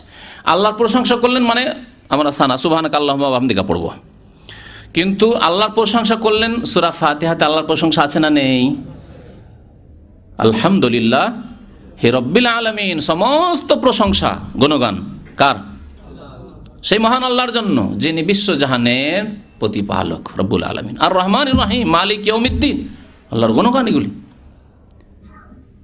এদিকে ইঙ্গিত করা হয়েছে কারণ স্পষ্ট হাদিসে প্রমাণিত রয়েছে যে নবী করিম সাল্লাল্লাহু আলাইহি ওয়াসাল্লাম সূরা ফাতিহা দিয়ে শুরু করেছেন। তাহলে আউযু বিল্লাহ বিসমিল্লাহ, যেহেতু সূরা ফাতিহার আগে বিসমিল্লাহ আছে, পড়ে তখন সূরা ফাতিহা পড়বেন। এইখানে এক ভুল আছে আমাদের দেশের প্রচলিত মযহাবে। কি ভুল আছে? যে তারা সূরা ফাতিহা পড়াকে নাজায়েজ মনে করে। হাদিস শুনিয়ে দিই, তার সাথে সাথে তরিকা বলার সাথে সাথে হাদিস শুনিয়ে দিই আপনাদেরকে, পড়ে শুনিয়ে দিই হাদিসটি, ভালো করে শুনে রাখুন। তালহা বিন আব্দুল্লাহ বিন আউফ রাদিয়াল্লাহু তাআলা আনহু বর্ণনা করেছেন, কালা সাল্লাইতু মা ইবনে আব্বাস, আমি আব্দুল্লাহ বিন আব্বাস রাদিয়াল্লাহু তাআলা আনহুমার সাথে, সাহাবী, আল্লাহ রাসূল সাল্লাল্লাহু আলাইহি ওয়াসাল্লামের আপন চাচাতো ভাই আব্বাসের ছেলে এবং সবচাইতে বড় মুফাসসির তিনি সাহাবায়ে কেরামদের মধ্যে। তাকে নবী করিম সাল্লাল্লাহু আলাইহি ওয়াসাল্লাম স্পেশাল দোয়া দিয়েছেন, আল্লাহ তাকে কিতাবের জ্ঞান অর্থাৎ কোরআনের তাফসীরের জ্ঞান দান করো এবং ভালো তাকে আলেম করো, দ্বীনের জ্ঞান। আল্লাহুম্মা আল্লিমহুল কিতাব ওয়া ফাক্কিহু ফিদ্দীন, কোন রিওয়ায়াতে আল্লামহুত তাউইল অর্থাৎ তাফসীরের জ্ঞান তাকে দান করো। অদ্বিতীয় মুফাসসির সাহাবায়ে কেরামদের মধ্যে, তার মতো কোনো মুফাসসির সাহাবায়ে কেরামগণের মধ্যে ছিল না। তিনি নামাজ পড়লেন, তার সাথে নামাজ পড়ছেন তালহা বিন আব্দুল্লাহ। বলছেন যে জানাজার নামাজ পড়লাম, আলা জানাজা ফাকারা বিফাতিহাতিল কিতাব, জানাজা শুরু করেই কি করলেন? তাকবীরের পরে বিফাতিহাতিল কিতাব, সূরাতুল ফাতিহা পড়লেন। ফাতিহাতুল কিতাব সূরা ফাতিহার একটি নাম, অর্থাৎ আল কিতাব হচ্ছে কোরআনুল কারীম, আর তার আরম্ভ হচ্ছে কি দিয়ে? সূরাতুল ফাতিহা দিয়ে, তাই ফাতিহাতুল কিতাবই সূরার নাম। সূরা ফাতিহা পাঠ করলেন। ফাকালা, তারপরে বললেন, ইন্নাহা মিনাস সুন্নাহ, এই সূরা ফাতিহা পাঠ করা হচ্ছে সুন্নাত। এখানে একটি কথা গুরুত্বপূর্ণ শুনে রাখেন, নবী করিম সাল্লাল্লাহু আলাইহি ওয়াসাল্লামের জামানায়, সাহাবায়ে কেরামের জামানায় এই বক্তব্যটি কার? যিনি বলছেন সুন্নাত, সাহাবীর না? আব্দুল্লাহ বিন আব্বাস রাদিয়াল্লাহু তাআলা আনহুমা। তখনকার জামানায় এই ফিকহের যে পরিভাষা অর্থাৎ ফিকার যে পরিভাষা টার্মগুলি রয়েছে, ইস্তিলাহ, যে ফরজ, রুকন, শর্ত, ওয়াজিব, সুন্নাত, মুস্তাহাব, এইসব পার্থক্য ছিল না। এগুলি পরবর্তীকালে ফুকাহায়ে কেরামগণ জনসাধারণের সুবিধার্থে যে কোন মাসলার বেশি গুরুত্ব রয়েছে কোরআন হাদিসে, সেটাকে তখন ফরজ বললেন, তারা রুকন বললেন, আর দেখলেন যে তার থেকে একটু এতে আছে, তখন সেটাকে হয়তো ওয়াজিব বললেন বা সুন্নাত মুআক্কাদা বললেন, সুন্নাত বললেন গায়র মুআক্কাদা, বা বললেন মুস্তাহাব। জি, এসব পরিভাষাগুলি পরে এসেছে। নবী করিম সাল্লাল্লাহু আলাইহি ওয়াসাল্লামের জামানায় সুন্নাত মানে ধরে না, হয়তো সুন্নাত মানে কি? আদর্শ। কার আদর্শ? রাসূলুল্লাহ সাল্লাল্লাহু আলাইহি ওয়াসাল্লামের আদর্শ। রাসূলুল্লাহ সাল্লাল্লাহু আলাইহি ওয়াসাল্লামের আদর্শ তারা ফরজ কেউ বলতেন, ওয়াজিব কেউ বলতেন, সুন্নাত কেউ বলতেন, মুআক্কাদা কেউ বলতেন, গায়র মুআক্কাদা যেগুলি পরবর্তীকালে ভাগ করা হলো ফুকাহায়ে কেরামদের দ্বারা বা উলামায়ে কেরাম দ্বারা, সেগুলিকেও বলতেন, আর মুস্তাহাব কাজকে, ভালো কাজগুলিকে বলতেন। তাদের কাছে ফর্মুলা ছিল ওমা আতাকুমুর রাসূল ফাখুযুহু, রাসূল যা দিয়েছেন তা নিয়ে নাও, সেটা ফরজ না ওয়াজিব না সুন্নাত না মুস্তাহাব, ওইসব দেখে দেখিনি, আল্লাহর নবী যেমন করেছেন তেমন করো। ওমা নাহাকুম আনহু ফান্তাহু, যা নিষেধ করেছেন তা থেকে বিরত থাকো। সে এই ভাগ নেই যে হারাম না নাজায়েজ না মাকরুহ, এসব নেই। জি, ভালো করে শুনে রাখেন। তাহলে তিনি সুন্নত বলেছেন মানে ফিকার ভাষায় সুন্নত নয়, কারণ আর একটু সামনে গিয়ে সময় ইনশাআল্লাহ হলে বলবো যে নামাজে জানাজার নামাজের বেশ কিছু রুকুন রয়েছে, অর্থাৎ ফরজ রয়েছে। তার মধ্যে একটি হচ্ছে সূরা ফাতিহা পাঠ করা। কারণ নবী করিম সাল্লাল্লাহু আলাইহি ওয়াসাল্লামের আম হাদিস রয়েছে, লা সলাতা, কোনো নামাজ হয় না। লা ইনাফি জিন্স থেকে বলে, লা ইনাফি জিন্স আরবি গ্রামারে আমি সামান্য একটু বুঝাই। যদি কেউ বলে লা রাজুলা ফিদ্দার, বাড়িতে কোনো মানুষ নেই, তার মানে কি এই নেবেন যে কোনো মানুষ নেই মানে বড় মানুষ নেই, ছোট আছে, অথবা পুরুষ মানুষ নেই, মহিলা আছে, এরকম নেবেন। যদিও রাজল মানে পুরুষ, আচ্ছা পুরুষই ধরেন যে নাবালক নেই সাবালক আছে, ধরবেন না। লা রাজুলা ফিদ্দার, বা সুস্থ মানুষ নেই, অসুস্থ আছে, খোড়া আছে, এরকম ধরবেন। লা রাজুলা ফিদ্দার। বা একজনের রাজুল হচ্ছে ওয়াহেদে এক বচন, তাহলে লা রাজুলা একজন নেই, তাহলে 2 জন বা 10 জন আছে ধরবেন না।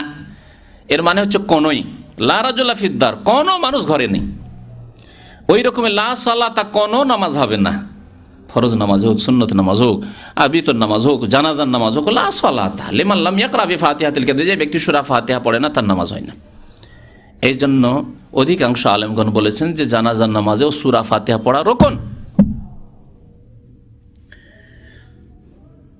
হাদিস আপনাদেরকে শুনিয়ে জানাজান নামাজে যে সূরা ফাতিহা পড়তে হবে, তার সুনানে আবু দাউদ, হাদিসটি আবু দাউদের। তাহলে কত দূরে পৌঁছেছি জানাজা নামাজের তরিকায়? সূরা ফাতিহা হয়ে গেল। সূরা ফাতিহার পরে আর কোন সূরা মিলাবেন কিনা, বেশ কিছু রিওয়ায়াতে আর নেই, বাস সূরা ফাতিহা। তো একটি হাদিস রয়েছে যাতে রয়েছে যে নবী করিম সাল্লাল্লাহু আলাইহি সাল্লাম সূরা ফাতিহার সাথে আরেকটি সূরা পড়লেন, ছোট্ট সূরা, সূরা ইখলাস পড়ে নেন কখনো কখনো যদি পড়েন তো, কিন্তু জরুরি নয়, সেটি সুন্নত। আর যেহেতু নবী সাল্লাল্লাহু আলাইহি সাল্লামের বেশ কিছু হাদিসে রয়েছে শুধু সূরা ফাতিহার কথা, আর আব্দুল্লাহ বিন আব্বাস রাদিয়াল্লাহু তাআলা আনহুমাও শুধু সূরা ফাতিহা পড়লেন, এই জন্য সূরা ফাতিহা পড়ে নেওয়াই যথেষ্ট। তবে কেউ যদি পড়ে ছোট্ট একটি সূরা তাহলে কোনো অসুবিধা নেই, বলা যেতে পারে যে সুন্নত। তারপরে দ্বিতীয় তাকবীর দিবেন আল্লাহু আকবার। এই দ্বিতীয় তাকবীর দেওয়ার সময় রাফুল ইয়াদাইন, তৃতীয় তাকবীর, চতুর্থ তাকবীর, 4 তাকবীর দেবেন আপনি। তো এই তাকবীরের সময় রাফুল ইয়াদাইন করা, এই মর্মে বেশ কিছু হাদিস এসেছে। এই জন্য অধিকাংশ আলেমদের নিকটে এই তাকবীরগুলিতে দ্বিতীয়, তৃতীয়, চতুর্থ তাকবীরেও রাফুল ইয়াদাইন মানে 2 হাত উত্তোলন করবেন, উঠাবেন। তবে কিছু আলেমগণ বলেছেন যে না, তারাও বেশ কিছু হাদিস পেশ করেছেন 2-1টা, আর সেই হাদিসগুলিকে যারা বলেছেন যারা রফা ইয়াদাইন করতে হবে তারা জয়ীফ বলেছেন। কিন্তু কথা হচ্ছে যে এরও প্রমাণ রয়েছে যে রফা ইয়াদাইন করেননি। সুতরাং দুটোকে সুন্নত বলা যেতে পারে, যে কেউ যদি রফা ইয়াদাইন করে তাও সুন্নত, আবার কেউ যদি না করে তো আপত্তি করতে হবে না। কেউ যদি না রফা ইয়াদাইন করে, হাত না ওঠায় জানাজার নামাজে, আপত্তি করতে হবে না, বা তাকে একেবারে চাপ সৃষ্টি করার দরকার নেই। শিখাবার জন্য আপনি লেগেই পড়লেন যে না রফা ইয়াদাইন করতে হবে, না, প্রয়োজন নেই। তো রাফুল ইয়াদাইন করা না করা দুটোই করা যেতে পারে এই ক্ষেত্রে, দ্বিতীয়, তৃতীয়, চতুর্থ তাকবীরের তাকবীরে। যেমন আমাদের দেশে হানাফি ভাইয়েরা রাফুল ইয়াদাইন করে না, আহলে হাদিসরা 2 ভাগে ভাগ, ভারত, পাকিস্তান, বাংলাদেশে কিছু আলেমরা তারা রাফুল ইয়াদাইন করেন না, আবার অধিকাংশরাই করেন। আর আপনার হানাবেলা যারা হাম্বলি, শাফি, মালিকি তারা করেন। তো হাদিস 2 রকম রয়েছে, সুতরাং আপনি যে কোনো একটা করতে পারেন। তবে রাফুল ইয়াদাইন করাটাই বেশি সুন্নতের কাছাকাছি, কারণ সাহাবায়ে কেরামদের মধ্যে 2 জন সাহাবী, বিশেষ করে আনাস রাদিয়াল্লাহু তাআলা আনহু, যিনি 10 বছর নবী সাল্লাল্লাহু আলাইহি ওয়াসাল্লামের খেদমত করেছেন হিজরতের পর থেকে 10 বছর ধরে। আর আব্দুল্লাহ বিন উমর রাদিয়াল্লাহু নবী সাল্লাল্লাহু আলাইহি সাল্লামের আপন শালা হাফসা রাদিয়াল্লাহু তাআলা আনহার ভাই, ওমরের ছেলে, তারা রাফুল ইয়াদাইন করে জানাজা নামাজ পড়তেন। দ্বিতীয় তাকবীর দিলেন, হাত উঠালেন। আচ্ছা, হাত বাঁধতে হবে কোথায়, এই একটি মাসলা রয়েছে। হাত বাঁধার সহি হাদিস অন্যান্য নামাজে হোক আর জানাজার নামাজে হোক, আলা সাদরিহি, বুকের উপর হাত বাঁধবেন, এটি হচ্ছে সহি। নাভির নিচের হাত বাঁধার হাদিস জয়ীফ, একটিও সহি হাদিস নেই। সুতরাং যে কোনো নামাজে, তার মধ্যে জানাজার নামাজ, হাত বাঁধবেন বুকের উপরে, আলা সাদার, সাদার মানে হচ্ছে বুক, বক্ষ, বুকের উপরে হাত বাঁধবেন। দ্বিতীয় তাকবীর দেওয়ার পরে আবার হাত বাঁধলেন, হাত ছেড়ে দেবেন না, হাত বাঁধবেন। তারপরে কি পড়বেন? জি, দরুদ পড়বেন। আবু ওমামা রাদিয়াল্লাহু তাআলা আনহু হাদিস একটি বর্ণনা করেছেন যে সুন্নত তরিকা হচ্ছে, এই হাদিস রয়েছে, বাইহাকিতে এই হাদিস রয়েছে, যাতে দ্বিতীয় তাকবীরের পরে দরুদ পড়তে বলা হয়েছে। ইউসাল্লি আলান নবী সুম্মা ইউসাল্লি আলান নবী সাল্লাল্লাহু আলাইহি ওয়াসাল্লাম, দ্বিতীয় তাকবীরের পরে নবী করিম সাল্লাল্লাহু আলাইহি ওয়াসাল্লামের উপর সালাত পেশ করবেন, দরুদ পেশ করবেন। এখানে বলা হয়নি যে কোন দরুদ পেশ করবেন, কিন্তু নবী করিম সাল্লাল্লাহু আলাইহি ওয়াসাল্লাম নামাজের জন্য যেই দরুদ শিখিয়েছেন সেই দরুদ হচ্ছে দরুদে ইব্রাহিম, সালাত ইব্রাহিম, আল্লাহুম্মা সাল্লি আলা মুহাম্মদ ওয়া আলা আলি মুহাম্মদ কামা সাল্লাইতা আলা ইব্রাহিম ওয়া আলা আলি ইব্রাহিম ইন্নাকা হামিদুম মাজিদ, আল্লাহুম্মা বারিক আলা মুহাম্মদ ওয়া আলা আলি মুহাম্মদ কামা বারাকতা আলা ইব্রাহিম ওয়া আলা আলি ইব্রাহিম ইন্নাকা হামিদুম মাজিদ। হাদিসে যেভাবে এই দরুদের বাক্যগুলি রয়েছে সেইভাবে আপনার মুখস্থ আছে আশা করি, কারণ এই দরুদ ছাড়া আপনার নামাজ ফরজ নামাজও হবে না। দরুদ হচ্ছে ফরজ নামাজের রুকন। এই দরুদ পড়বেন আপনি দ্বিতীয় তাকবীরের পরে, তারপরে তৃতীয় তাকবীর দিবেন, তারপরে তৃতীয় তাকবীর দিবেন, হাত উঠাবেন, তারপর আবার হাত বাঁধবেন, হাত বেঁধে মাইয়েতের জন্য দোয়া করবেন। এই তৃতীয় তাকবীরের পরের ক্ষেত্রটি হচ্ছে মাইয়েতের জন্য দোয়ার ক্ষেত্র, দোয়া করবেন। এই মর্মে বেশ কিছু দোয়া রয়েছে, বেশ কিছু দোয়া রয়েছে, 4-5টি দোয়া রয়েছে। আপনাদেরকে সেই দোয়াগুলি আমি শুনিয়ে দিই।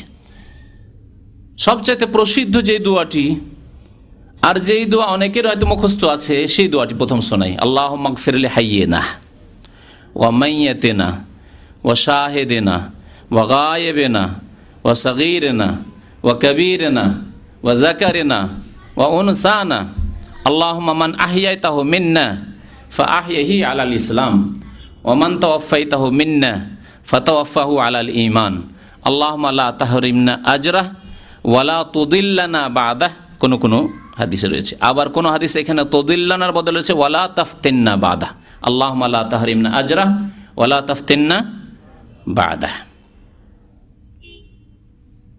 এই দোয়া অনেকের মুখস্থ রয়েছে। এই দোয়া মুসনাদ আহমদে রয়েছে, আবু দাউদে রয়েছে, তিরমিজিতে রয়েছে, ইবনে মাজাতে রয়েছে। তার মানে বুখারী মুসলিমের নেই, বুখারী মুসলিমে এই দোয়া নেই। এই দোয়া বর্ণনা করেছেন আবু হুরায়রা রাদিয়াল্লাহু তাআলা আনহু বর্ণনাকারী। দ্বিতীয় দোয়া, যেই দোয়া নবী করিম সাল্লাল্লাহু আলাইহি সাল্লাম প্রায় পড়তেন, এবং একটি জানা যায় যখন নবী করিম সাল্লাল্লাহু আলাইহি সাল্লাম এই দোয়া পড়লেন, তো একজন সাহাবী বর্ণনাকারী তার বক্তব্য শোনেন, তিনি কি বলছেন এই দোয়া শুনে।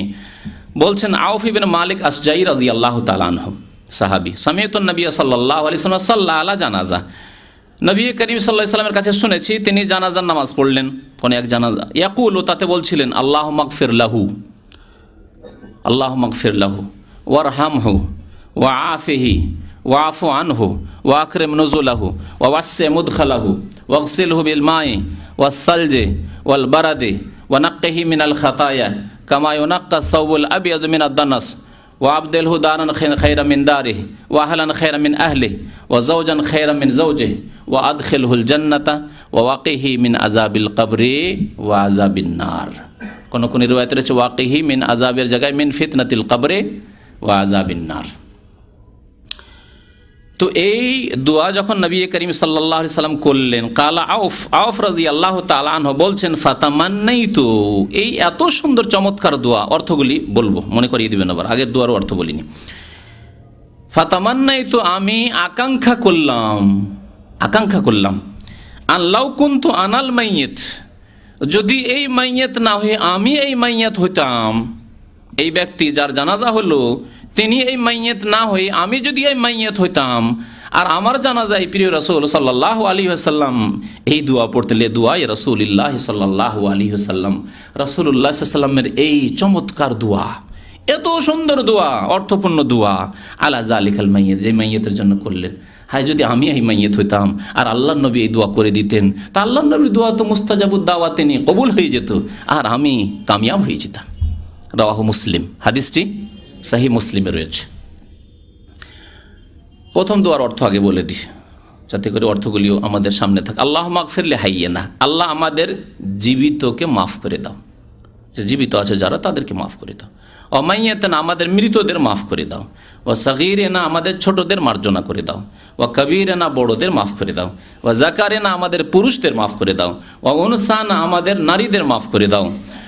ওয়া শাহিদিনা, আল্লাহ আমাদের যারা উপস্থিত হয়েছে জানাজায়, হাজির হয়েছে যারা, তাদেরকে মাফ করে দাও। ওয়া গায়েবিনা, যারা উপস্থিত হয়নি তাদেরকেও মাফ করে দাও, অনুপস্থিত আছে জানাজায় হাজির হতে পারেনি বা হয়নি, তাদেরকেও মাফ করে দাও।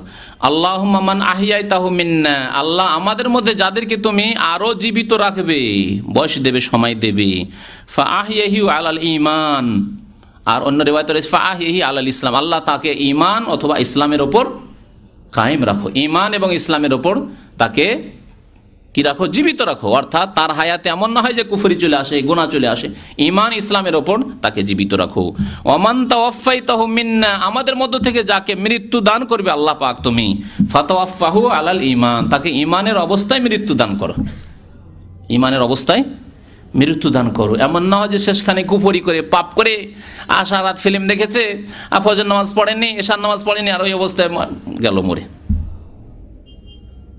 পাপের অবস্থায় যাতে মত না হয় কোনো মুসলিমের।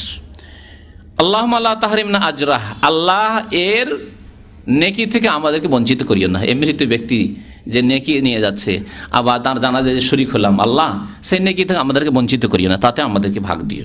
ওয়ালা তুযিল্লানা বাদা, এই ব্যক্তি যিনি মারা গেছেন, যে মাইয়িত, তারপরে আমাদেরকে পথভ্রষ্ট করে দিও না। এমন না হয় যে এরপর আমরা পথভ্রষ্ট হয়ে যাই। ওয়ালা তাফতিননা বাদা, অন্য রিওয়ায়াতে রয়েছে এই ব্যক্তির পরে আমাদেরকে দুনিয়ায় ফিতনায় নিমজ্জিত করিও না। আর সবচাইতে বড় ফিতনা, বিপদ হচ্ছে ঈমানের ফিতনা, যার ঈমান হারিয়ে গেল। দ্বিতীয় দুয়ার অর্থ বলি, আল্লাহুম্মা গফির লাহু, যেই দোয়া শুনে সাহাবী আকাঙ্ক্ষা করেছিলেন যে আমি যদি এই মৃত ব্যক্তি হইতাম আর আল্লাহর নবী এই দোয়া আমার জন্য করতেন। আল্লাহুম্মা গফির লাহু, আল্লাহ এই ব্যক্তিকে মাফ করে দাও। ওয়ারহামহু, তার উপর দয়া করো। ওয়াফু আনহু, তাকে মাফ করে দাও, মার্জনা করো। ওয়াআফিহি, তাকে নিরাপদ রাখো। আফিহি, নিরাপদ রাখো। পৃথিবীতে যেই নিরাপত্তার প্রয়োজন হয় দুনিয়াতে হায়াতে বেঁচে থাকাকালীন, আর মৃত্যুর পরে যেই নিরাপত্তার প্রয়োজন হয়, এখন তো সে মারা গেছে, তাকে নিরাপত্তা দান করো। ওয়া আকরিম নুজুলাহু, তার আতিথ্য সুন্দর করো, তার মেহমানিকে সুন্দর করো। ওয়াসে মুদখালাহু, তার প্রবেশের স্থানকে তুমি প্রশস্ত করে দাও, অর্থাৎ কবরকে প্রশস্ত করে দাও। ওয়াকসিলহু বিল মাই ওয়াস সালজি ওয়াল বারাদে, এবং আল্লাহ তাকে ধুইয়ে দাও পানির দ্বারা, বরফের দ্বারা এবং শিলাবৃষ্টির দ্বারা। কারণ এগুলি পানি হচ্ছে খুব খাঁটি পানি, তাই না? জি, বরফের পানি খাঁটি পানি, আর আকাশ থেকে শিলাবৃষ্টি হচ্ছে যে পাথর, খাঁটি পানি একবারে। কামায় ওনাক্কা সবুল আবিয়াজ মিনাদ দানাস, যেমন সাদা মিনাল খাতায়, তার গুনাহ থেকে, যেমন তুমি সাদা কাপড়কে ময়লা থেকে পরিষ্কার করে দাও, বা যেমন সাদা কাপড় ময়লা থেকে পরিষ্কার করা হয়। ও আবদুল হুদারান খায়রা মিন দারিহি, তার যে পৃথিবীতে ঘর ছিল, বাড়ি ছিল, অট্টালিকা ছিল, যা কিছু থাকে না কেন, তার চাইতে উত্তম ঘর আল্লাহ তুমি তাকে দান করো কবরে আর তারপরের জীবনে, অর্থাৎ জান্নাতে। ও আহলান খায়রা মিন আহলিহি, তার যে পরিবার ছিল, স্ত্রী ছিল, ছেলে মেয়ে ছিল, তার চাইতে উত্তম পরিবার তুমি তাকে দান করো আল্লাহ জান্নাতে। ওয়া যাওজান খায়রা মিন যাওজিহি, এবং তার স্ত্রী যে পৃথিবীতে ছিল, বা যদি মহিলা হয় তাহলে তার স্বামী ছিল, তার চাইতে ভালো স্বামী, অর্থাৎ তাকে সে যদি জান্নাতে যায় আলো উত্তম রূপে আল্লাহ পাক রব্বুল আলামিন স্বামী হিসাবে দেবেন। আর যদি হতভাগা হয়, ফাসেক, স্ত্রী নেক ছিল, জান্নাতে যাবে, তাহলে আল্লাহ তার চাইতে উত্তম স্বামী তাকে দান করবেন। এই দোয়া। ওয়াকিহি ফিতনাতাল কবরে, আল্লাহ তাকে জাহান্নামের ফিতনা থেকে বাঁচাও, না কবরের ফিতনা থেকে, কবর আযাব, কবরের ফিতনা হচ্ছে প্রশ্ন উত্তর, আল্লাহ প্রশ্ন উত্তর হবে তখন যেন জবাব দিতে পারে। ওয়া আযাবান নার, এবং তারপরে আযাব, এবং জাহান্নামের আযাব থেকে তাকে বাঁচাও। এই ছিল নবী করিম সাল্লাল্লাহু আলাইহি ওয়াসাল্লামের দোয়া। এই দুইটি দোয়া অবশ্যই পড়ার চেষ্টা করবেন, যদিও একটি দোয়া পড়লে আপনার জানাজার নামাজ হয়ে যাবে, কিন্তু কমের পক্ষে দুইটি দোয়া পড়ার চেষ্টা করবেন। এখানে সৌদি আরবে দেখবেন আপনি একটি দোয়া পড়ে তারপরেও দেখছেন যে সালাম ফিরছে না, হয় না এরকম? এই দোয়াটি অবশ্যই তারা পড়েন। কমের পক্ষে দুইটি দোয়া এখানকার আইম্মায়ে কেরামগণ জানাজার নামাজে পড়েন, এই দুইটি দোয়া। পুরুষের ক্ষেত্রে আল্লাহ মাগফির লাহু ওয়ারহামহু, হু হু করে বলবেন, কিন্তু যদি জানাজা কার হয়, মহিলার হয়, তাহলে কি করবেন? আল্লাহ মাগফির লাহা বলবেন, এটি হচ্ছে উত্তম, যদি আপনি পরিবর্তন করতে পারেন। আর যদি পরিবর্তন করতে গিয়ে আপনার গিয়ার ফেঁসে যায়, তাই না, গিয়ার ফেঁসে যেতে পারে, আরবি জানেন না, আর হু কোথায়, হু হু হু যে কয় জায়গায় আছে, আর কত জায়গায় যে আমাকে গিয়ার চেঞ্জ করতে হবে, হুর জায়গায় হা করতে হবে, সমস্যা। তাহলে ওই মাইয়িত, পুরুষও মাইয়িত আর মহিলাও মাইয়িত, মাইয়িতকে নিয়ত করে আপনি এই দোয়া করেন, আল্লাহ মাগফির লাহু ওয়ারহামহু, একই অবস্থায় আপনি থাকেন, এটি আপনার জন্য নিরাপদ। কারণ কি বলতে গিয়ে কি বলে গিয়ে দোয়াটাই ভুলে যান, তখন হুকে হা করতে গিয়ে হতে পারে এরকম সম্ভাবনা আছে যে দোয়াই ভুলে গেলেন, হতে পারে না? জি। 3 নম্বরে দোয়া শোনেন, দোয়াগুলি শোনেন। বর্ণনা করছেন ওয়াসিলা ইবনুল আসকা রাদিয়াল্লাহু তাআলা আনহু, সাহাবী, বলছেন সাল্লা বিনা রাসূলুল্লাহ সাল্লাল্লাহু আলাইহি ওয়াসাল্লাম আলা রাজুলিন মিনাল মুসলিমিন। রাসূলুল্লাহ সাল্লাল্লাহু আলাইহি ওয়াসাল্লাম আমাদেরকে এক মুসলমান নিয়ে এক মুসলিম ভাইয়ের ওপর জানাজার নামাজ পড়লেন। একজন মুসলিমের জানাজার নামাজ পড়লেন আমাদেরকে নিয়ে।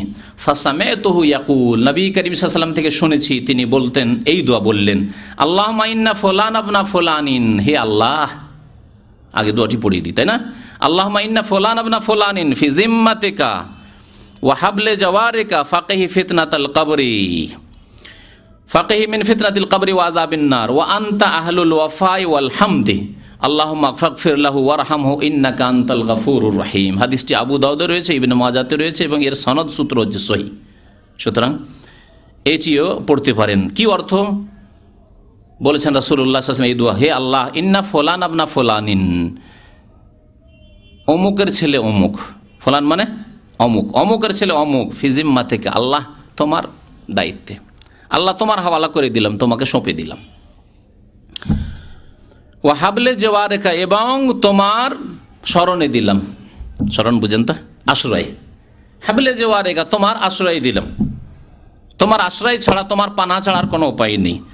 ফাকিহি মিন ফিতনাতিল কবরে, সুতরাং তাকে জাহান্নামে, কবরের আযাব থেকে, কবরের ফিতনা থেকে, কবরের প্রশ্ন উত্তরে যে সম্মুখীন হবে তা থেকে তুমি বাঁচাও আল্লাহ, যাতে সঠিকভাবে জবাব দিতে পারে এবং কবরের আযাব থেকে বাঁচতে পারে। ওয়া আযাবিন নার, এবং জাহান্নামের আযাব থেকে তাকে মুক্তি দান করো আল্লাহ।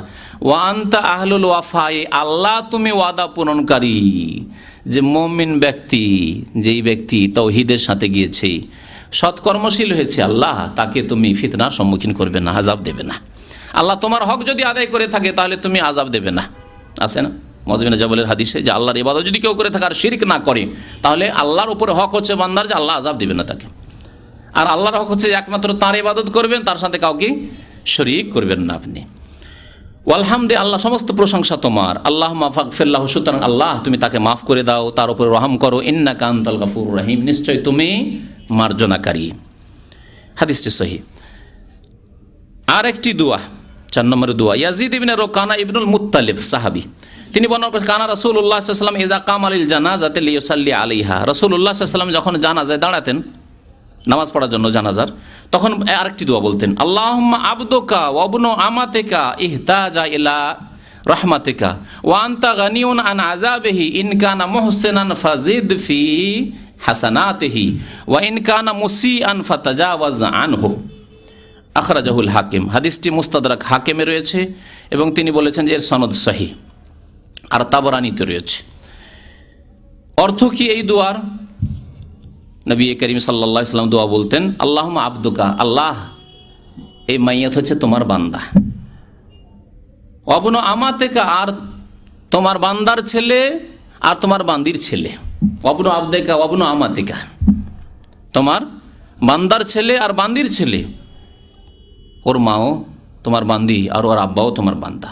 ইহতাজা ইলা রাহমাতিকা, এখন তোমার রহমতের মুখাপেক্ষী হয়েছে, মরে গেছে, আর কেউ দয়া করার নেই। পৃথিবীতে থাকলে দয়া করার ছিল, কেউ দয়া করে দান করে দিল, একবার খেতে দিয়ে দিল, কেউ কিছু টাকা পয়সা দিয়ে দিল, বাড়ি ঘর নেই একটু বাড়ি তৈরি করে দিল, আছে না, জমি জায়গা নেই, কেউ দিয়ে দিল ভিটে মাটি, যাও আমার অনেক জমি আছে বাড়ি বাঁধো। তাহলে দুনিয়াতে পৃথিবীতে ঘর বাড়ি করার জন্য, সুখ শান্তির জন্য অনেকেই সাহায্য সহযোগিতা করার আছে, কিন্তু আল্লাহ এমন অবস্থায় সে পৌঁছেছে মাইয়েত, যেখানে ইহতাজা ইলা রাহমাতিকা, আল্লাহ তোমার রহমতের একমাত্র মুখাপেক্ষী হয়েছে, আর কারো ক্ষমতা নেই। কিন্তু যে পীরদের বক্তব্য শুনাইলাম, আর একটা বক্তব্য শুক্রবার ইনশাআল্লাহ তাআলা হবে, সুবহানাল্লাহ, নাকি কবরেও তারা কাজ দিবে, উদ্ধার করে নেবে, লা ইলাহা ইল্লাল্লাহ, আর যাও ওই হাসরের মাঠে উদ্ধার করে নেবে। কত ভণ্ডামি কথাবার্তা। ইহতাজা ইলা রাহমাতিকা ওয়া আনতা গানিয়ুন আন আযাবিহি, আল্লাহ তাকে শাস্তি দেওয়ার তোমার কোনো প্রয়োজন নেই। আল্লাহর কি প্রয়োজন আছে? না শাস্তি দিতে হবে, না হলে আল্লাহর কাজ চলবে না। না, তুমি অপকর্ম করেছো, অন্যায় করেছো, কুফরি করেছো, শিরক করেছো, নামাজ পড়োনি, ফাসিকি করেছো, বহু কাবিরা গুনাহ করেছো, সেই জন্য আল্লাহ আযাব দিচ্ছেন। তোমার উচিত শাস্তি দেওয়া হচ্ছে, না হলে আল্লাহর আদলা ইনসাফ নাই বিচার কায়েম হবে না। একজন সৎ লোককে আল্লাহ সম্মানিত করে, অসৎকে শাস্তি দিতে হবে, এটি হচ্ছে নাই বিচারের দাবি। কিন্তু আল্লাহ তুমি তার আযাবের, তাকে শাস্তি দেওয়ার মুখাপেক্ষী নও, তাকে যে আযাব দিতেই হবে না, তোমার জন্য জরুরি। ইনকানা মুহসিনান, সুতরাং আল্লাহ, সে যদি সৎ কর্মশীল হয়, ভালো মানুষ হয়, এই লোকটি যার জানাজা পড়ছে, আল্লাহ যদি ভালো মানুষ হয়, ফাজিদ ফি হাসানাতে, আরও তার নেকিকে বৃদ্ধি করে দাও আল্লাহ, আরও বেশি নেকি দাও আল্লাহ।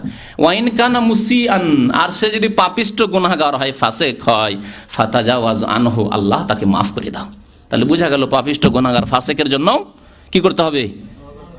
মার্জনার দোয়া করতে, আল্লাহ তাকে মাফ করে দাও। হ্যাঁ, কাফির, বেদিন, অবিশ্বাসী, মুশরিক, আল্লাহর সাথে শরীক করেছে, ইয়া গাউসুল আজম মাদাদ। আজকে কয়েকটা তাবিজ আমার কাছে তরজমার জন্য এসেছে, পোস্ট অফিসের মাধ্যমে এসছে পাকিস্তান থেকে। আশ্চর্য হয়ে যাবেন সেই তাবিজে কি আছে, কত বড় বড় শিরক। বলছে কাল্লাত হিলাতি, আমার শক্তি একেবারে নেই, অসহায় হয়ে পড়েছি। ওয়ান্তা ওয়াসিলাতি, হে নবী আপনি আমার মাধ্যম। আদরেকনি ইয়া রাসূলুল্লাহ, হে আল্লাহ রসুল আমাকে উদ্ধার করুন, উদ্ধার করুন। জি, ছোট তাবিজ, ছাপানো আবার প্রিন্টেড তাবিজ। আদরেকনি ইয়া রাসূলুল্লাহ, হে আল্লাহ রসুল আমাকে উদ্ধার করুন। আর কিছু শয়তানি নাম লেখা আছে, আর তার মধ্যে লেখা আছে মদিনা, মদিনা, বাকি, বাকি, বাকির কাছে এই বাকি উদ্ধার করবে, বাকির কবরস্থান উদ্ধার করবে, মদিনা উদ্ধার করবে। আর ওই সব শয়তান জিনের নাম অথবা আরো কারো নাম, দেবী দেবতা ইত্যাদি, সেগুলি উদ্ধার করবে। আল্লাহ, এগুলি হচ্ছে এক শ্রেণীর মুসলিমদের তাবিজ, যেগুলি সম্পর্কে তাদের ধারণা, যেগুলি যদি হাতে বাঁধা থাকে, কোমরে বাঁধা থাকে বা বাড়িতে থাকে, তাহলে কোনো দুশ্মনকেও ক্ষতি করতে পারবে না, বদনজর লাগবে না, হ্যাঁ, বিপদ আপদ আসবে না, বালা মুসিবত আসবে না। কেমন শিরকে ডুবে আছে। তাহলে এইরকম শিরকে যদি ডুবে থাকে, আদরেকনি ইয়া রাসূলুল্লাহ, গাউসুল আজম মাদাদ, খাজা বাবা, শাইয়াল লিল্লাহ ইত্যাদি ইত্যাদি, যদি এসব বলে, তাহলে কি ঈমান থাকবে না মুশরিক হয়ে যাবে? বড় মুশরিক।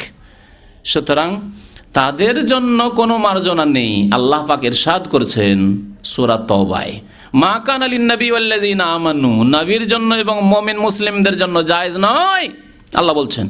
নবীর জন্য জায়েজ নয়, আল্লাহ বলছেন। ওয়াল্লাযীনা আমানু, মুমিনদের জন্য জায়েজ নয়।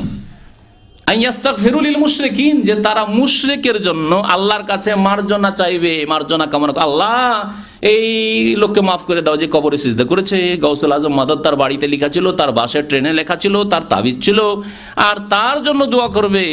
ওয়ালাউ কানু উলি কুরবা, যদিও নিকটাত্মীয় হোক না কেন, মিন বাদে মা তাবায়্যানা লাহুম আন্নাহুম আসহাবুল জাহিম, এটা স্পষ্ট হয়ে যাওয়ার পরে যে তারা এই জাহান্নামী হয়ে মারা গেছে, অর্থাৎ এই কুফরি শিরকের অবস্থায় কবর মাজার ভক্ত হয়েই মারা গেছে।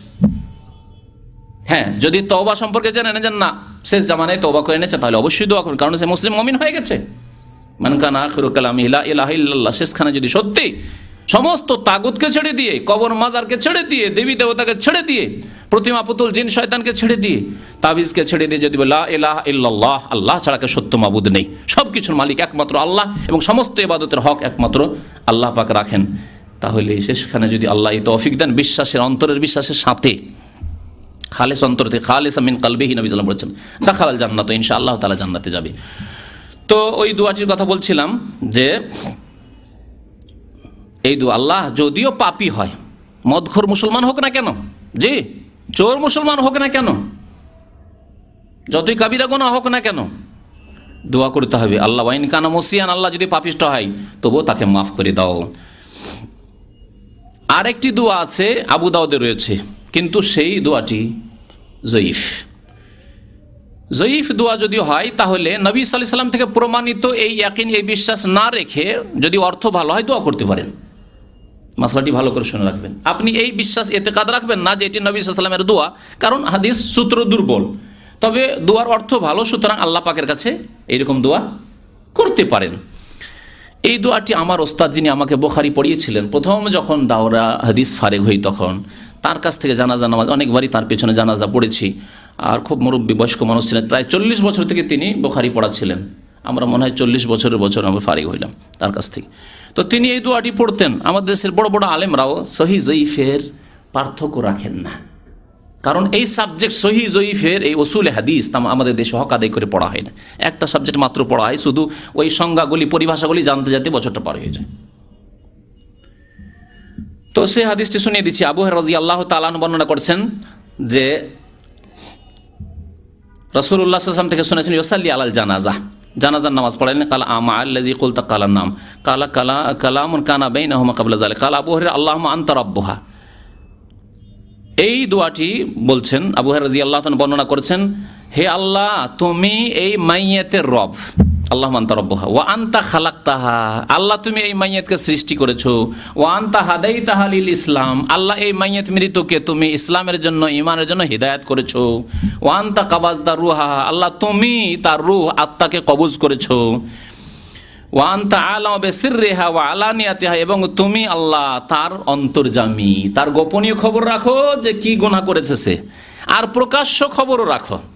আর আমরা দুনিয়ার মানুষ কিছু প্রকাশ্য খবর রাখি, সমস্ত প্রকাশ্য খবর আমরা রাখি না একজন মানুষের। কেউ কিছু রাখি, কেউ কিছু রাখি, কেউ কিছু রাখি, তার ঘনিষ্ঠ ব্যক্তির কিছু রাখে, আর বাইরে গিয়ে পাপ করেছে তা হয়তো বাড়ির স্ত্রী জানে না, তার মা বাবা জানে না, নির্জনে করেছে, কিন্তু আল্লাহ পাক সব কথাই জানেন। তাই বলছেন নবী করিম সাল্লাল্লাহু আলাইহি ওয়াসাল্লাম এই দোয়া, ওয়া আনতা আলামু বিসিররিহা ওয়া আলানিয়াতি, আল্লাহ তার গোপনও জানো আর তার প্রকাশও জানো। জেনা বেকা সোফা, আল্লাহ তোমাকে জেনা বেকা সোফা, তোমার দরবারে আমরা সুপারিশকারী হিসাবে হাজির হয়েছি। আল্লাহ সুপারিশ করছি এই লোকের জন্য, এই মাইয়াতের জন্য। ফাগফির লাহু, আল্লাহ তাকে মাফ করে দাও, আল্লাহ তাকে মাফ করে দাও। হাদিসটা আবু দাউদে রয়েছে। তো এই ছিল কয়েকটি দোয়া, যেই দোয়াগুলি পড়ার চেষ্টা করবেন। বিশেষ করে প্রথম দুইটি দোয়া তো অবশ্যই মুখস্থ করে নেবে, আল্লাহ যেন আমাদেরকে তৌফিক দান করেন। তারপরে বলছিলাম যে 5 নম্বরে যদি ছিল শিশুর জানাজা, জানাজা তুফিল, শিশুর জানাজা হয়, তাহলে সেই ক্ষেত্রে দোয়া কি এগুলি চলবে না অন্য দোয়া লাগবে? সুন্নত হচ্ছে শিশুর ক্ষেত্রে, যেহেতু শিশু মাসুম, নাবালক ছেলে বা নাবালক মেয়ে এখনো সাবালক হয়নি, তাদের জন্য মার্জনা কামনা করার কোনো যুক্তি নেই, কারণ তারা নিষ্পাপ। আল্লাহ মাগফির হাইয়ানা মাইয়াতানা বলবেন, প্রয়োজন নেই। আল্লাহ মাগফিরলাহু ওয়ারহামহু বলবেন দ্বিতীয় দোয়া, প্রয়োজন নেই, কারণ তার তো গুনাহ নেই। তাহলে কি করতে হবে? নবী করিম সাল্লাল্লাহু আলাইহি ওয়াসাল্লামের আদেশ যে তার মাতা পিতা যারা শোকে ভেঙে পড়েছে নাবালক ছেলের ইন্তেকাল বা মেয়ের ইন্তেকালে, তাদের জন্য দোয়া করো। এই দোয়াটি আপনাদেরকে শোনায় নবী করিম সাল্লাল্লাহু আলাইহি ওয়াসাল্লামের আদেশ। বলছেন নবী, আর রাকিব ইয়াসিরু খালফাল জানাজা, যারা সওয়ার হয়ে থাকবে আর জানাজা যাচ্ছে রাস্তা দিয়ে, তারা পিছনে থাকবে, পিছনে থাকবে। আর যারা পায়ে হেঁটে যাচ্ছে তারা পিছনে থাকবে, সামনেও থাকতে পারে, ডানেও থাকতে পারে, বামেও থাকতে পারে।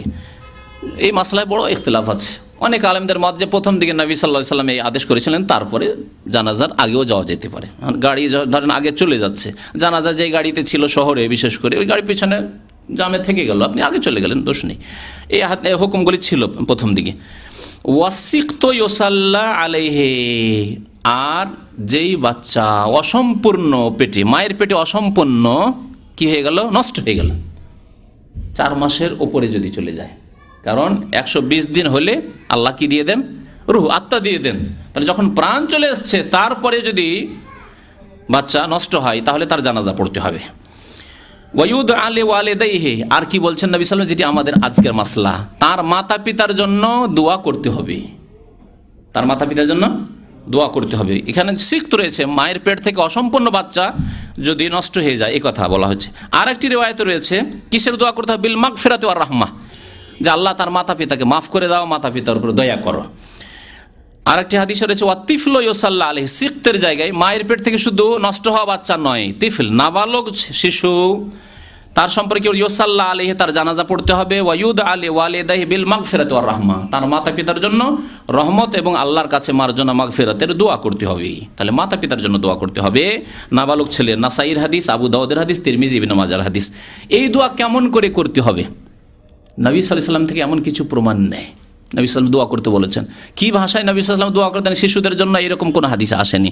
হাসান বাসরি রাহমাতুল্লাহ আলাইহি, তাবেঈ, প্রখ্যাত তাবেঈ, তিনি একটি দোয়া পড়তেন যা সংক্ষেপে রয়েছে মুসান্নাফ ইবনে আবি শাইবা, মুসান্নাফ আব্দুর রাজ্জাক, এগুলি হাদিসের কিতাব, সেগুলি কিতাবে।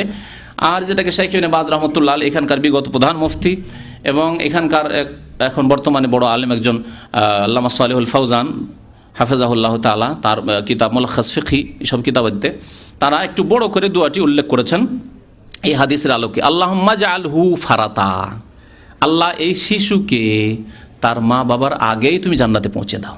আর গিয়ে অপেক্ষা করে যে আমার আব্বা আসবে, আম্মা আসবে, তো আমি যাবো জান্নাতে, আগে গিয়ে হাজির, একে ফারাত বলা হয়। আল্লাহুম্মা জাআলহু ফারাতা ওয়া যুখরান লিওয়ালিদাইহি, তার মাতা পিতার জন্য তাকে সম্পদ বানিয়ে দাও, যখর যা টাকা পয়সা মানুষ সঞ্চিত করে রাখে যে আগামীতে জীবনে কাজ দেবে, তেমনি এই বাচ্চা যে নাবালক বাচ্চা মারা গেছে, নাবালক ছেলে বা মেয়ের মারা গেছে, আল্লাহ তার মাতা পিতার জন্য একে বড় সম্মূল্যবান সম্পদ করে দাও, যাতে করে মাতা পিতাকে জান্নাতে নিয়ে যেতে পারে। ওয়া শাফিআন মুজাবান, এবং একে সুপারিশকারী বানিয়ে দাও তার মাতা পিতার জন্য, যেন সুপারিশ করে জান্নাতে নিয়ে যেতে পারে মা বাবাকে, নাবালক ছেলে নাবালিকা মেয়ে। আর তার দোয়া তুমি কবুল করো, অর্থাৎ সুপারিশ মানে দোয়া। কালকে আমাদের যখন ওই শিশু দোয়া করবে যে আল্লাহ আমি আমার মাকে নিয়ে যাব, আমার বাবাকে নিয়ে যাব, আল্লাহ তুমি তার দোয়া কবুল করিও। আল্লাহুম্মা সাক্কিল বিহি মাওয়াজিনাহুমা, আল্লাহ এই শিশুর দ্বারা তার মাতা পিতার দাঁড়িপাল্লাকে, ওই যে নেকির পাল্লাকে তুমি ভারী করে দাও, সাক্কিল বিহি মাওয়াজিনাহুমা ওয়া আযিম বিহি উজুরাহুমা, আর এই বালক দিয়ে, নাবালক শিশু দিয়ে তাদের নেকিকে তুমি বড় করে দাও, বৃদ্ধি করে দাও। ওয়ালিহিকু বিসালিহিল মুমিনিন, এবং এই শিশুকে তুমি সৎ লোক, সৎ মুমিনদের সাথে তুমি মিলিয়ে দাও, মানে তাদের সঙ্গী বানিয়ে দাও। ওয়াজআলহু ফি কিফালাতি ইব্রাহিম, এবং ইব্রাহিম আলাইহিস সালামের কেফালতে তুমি দিয়ে দাও, অর্থাৎ ইব্রাহিম আলাইহিস সালামের যেন সংসর্গ পায়। ওয়াকিহি বিরহমাতিকা আযাবাল জাহিম, এবং এই শিশুকেও আল্লাহ তোমার রহমতে জাহান্নামের আযাব থেকে বাঁচাইও। হাসান বসরি রহমতুল্লাহ আলাইহি এই দোয়াটিকে সংক্ষেপে উল্লেখ করেছেন, যা অন্যান্য আলেমরা একটু আর লম্বা করে, যেহেতু মাতা পিতার জন্য দোয়া করতে নবী সাল্লাল্লাহু আলাইহি ওয়াসাল্লাম বলেছেন, সুতরাং একটু বাড়িয়ে দোয়া করেছেন। এই ছিল দোয়া। এখন বিষয় বাকি আছে সালামের। এই দেশে আসার পরে খুব প্রশ্ন জাগে আমাদের মনে যে জানাজার সালাম, এখানে এক সালাম, দেশে দেখি দুই সালাম, তো এক সালাম না দুই সালাম? মাসলা ইখতিলাফ রয়েছে।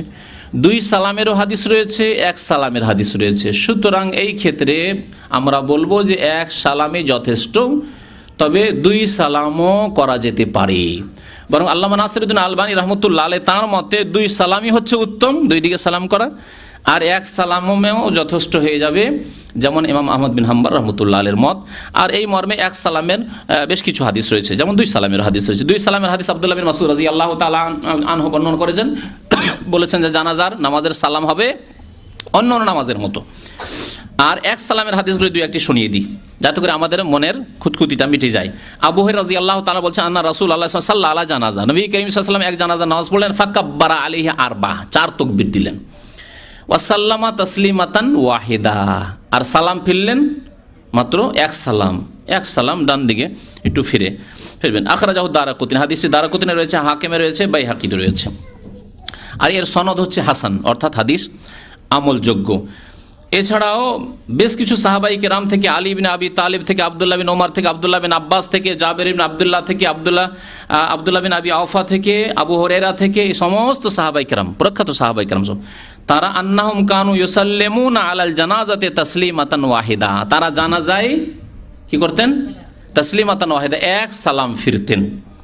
বেশ কিছু সাহাবাই কেরামরা দুই সালামও ফিরতেন বা বর্ণনা করেছেন, কিন্তু অধিকাংশ সাহাবাই কেরামদের, যে প্রখ্যাত সাহাবাই কেরামদের নাম উল্লেখ করা হইল, তারা এক সালামের উপরে যথেষ্ট করতেন। সুতরাং এক সালামও জায়েজ রয়েছে। আর দুই সালাম, অন্য আইম্মাই কেরামরা দুই সালাম গ্রহণ করেছেন। দুই সালামও যদি ফিরেন তো তাতেও কোনো দোষ নেই, বরং সেটা ভালো, যেমন আল্লামা নাসিরউদ্দিন আলবানী রহমতুল্লাহ আলাইহি বলেছেন। এখন সময় যথেষ্ট হয়ে গেছে, বাকি শুধু আছে এই জানাজার নামাজের রুকন এবং শর্ত। সংক্ষেপে এই কথাগুলি বয়ান করে দিই। শুধু জানাজার নামাজের শর্ত হচ্ছে নিয়ত, আর নিয়তের সম্পর্ক অন্তরের সাথে। জানাজার নামাজের দ্বিতীয় শর্ত হচ্ছে কিবলামুখী হওয়া, লজ্জা স্থান আবৃত করা, মানে কাপড় পরে থাকতে হবে। মুসল্লি এবং যেই জায়গায় নামাজ পড়বে সেসব জায়গায় পাক থাকা, মুসল্লির কাপড় পাক থাকা, নাপাকি থেকে পবিত্র থাকা। তারপরে যেই ব্যক্তি জানাজার নামাজ পড়বে তার মুসলমান হওয়া শর্ত, আর যার জানাজা পড়বে তারও মুসলমান হওয়া শর্ত। আজকাল বড় বড় নেতাদের, রাষ্ট্রপতিদের জানাজায় অংশ নেয় অনেক কাফের আসে না, তারাও যদি বলে আমরাও জানাজা পড়বো, না, এই জানাজা হবে না, জানাজা তাদের জানাজা হবে না। আচ্ছা, আবার অনেক কাফের নেতাদের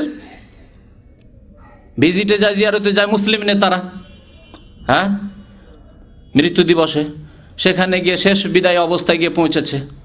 তাহলে যদি মনে করে যে আমরা মুসলমান অনেকগুলি নেতা জমা হয়েছি, তো এই অমুসলিম হইলে কি হবে, আমাদের তো বন্ধু ছিল, হ্যাঁ, আর মিত্র দেশ, আজকাল মিত্র দেশ তো জানেনি, তো জানাজা পড়েনি যদি কেউ বলে। নেতারা আজকাল অধিকাংশ নেতাদের অবস্থা তো দিন সম্পর্কে জ্ঞানী তো তাদের কম, যদি করে জায়েজ হবে না? জায়েজ নয়, জায়েজ নয়। আল্লাহ বলছে ওয়ালা তাকুম আলা কবরি, তার কবর কাছেও দাঁড়াবেন না। আয়াত ভুলবেন না, সূরা তওবার আয়াত, তাই না? জি। আর ওয়ালা তুসাল্লি আলা আহাদিম মিনহুম, যারা কুফরের অবস্থায় মারা গেছে তাদের জানাজাও পড়বে না, আল্লাহ নিষেধ করেছেন, হারাম। কোরআন খানি করে। জি, ভারতে অনেক মুসলিম নেতারা কাফেরদের কোরআন খানি করতে যায়, মানে মোল্লা টুল্লাদেরকে সাথে নিয়ে কোরআন খানি করায়।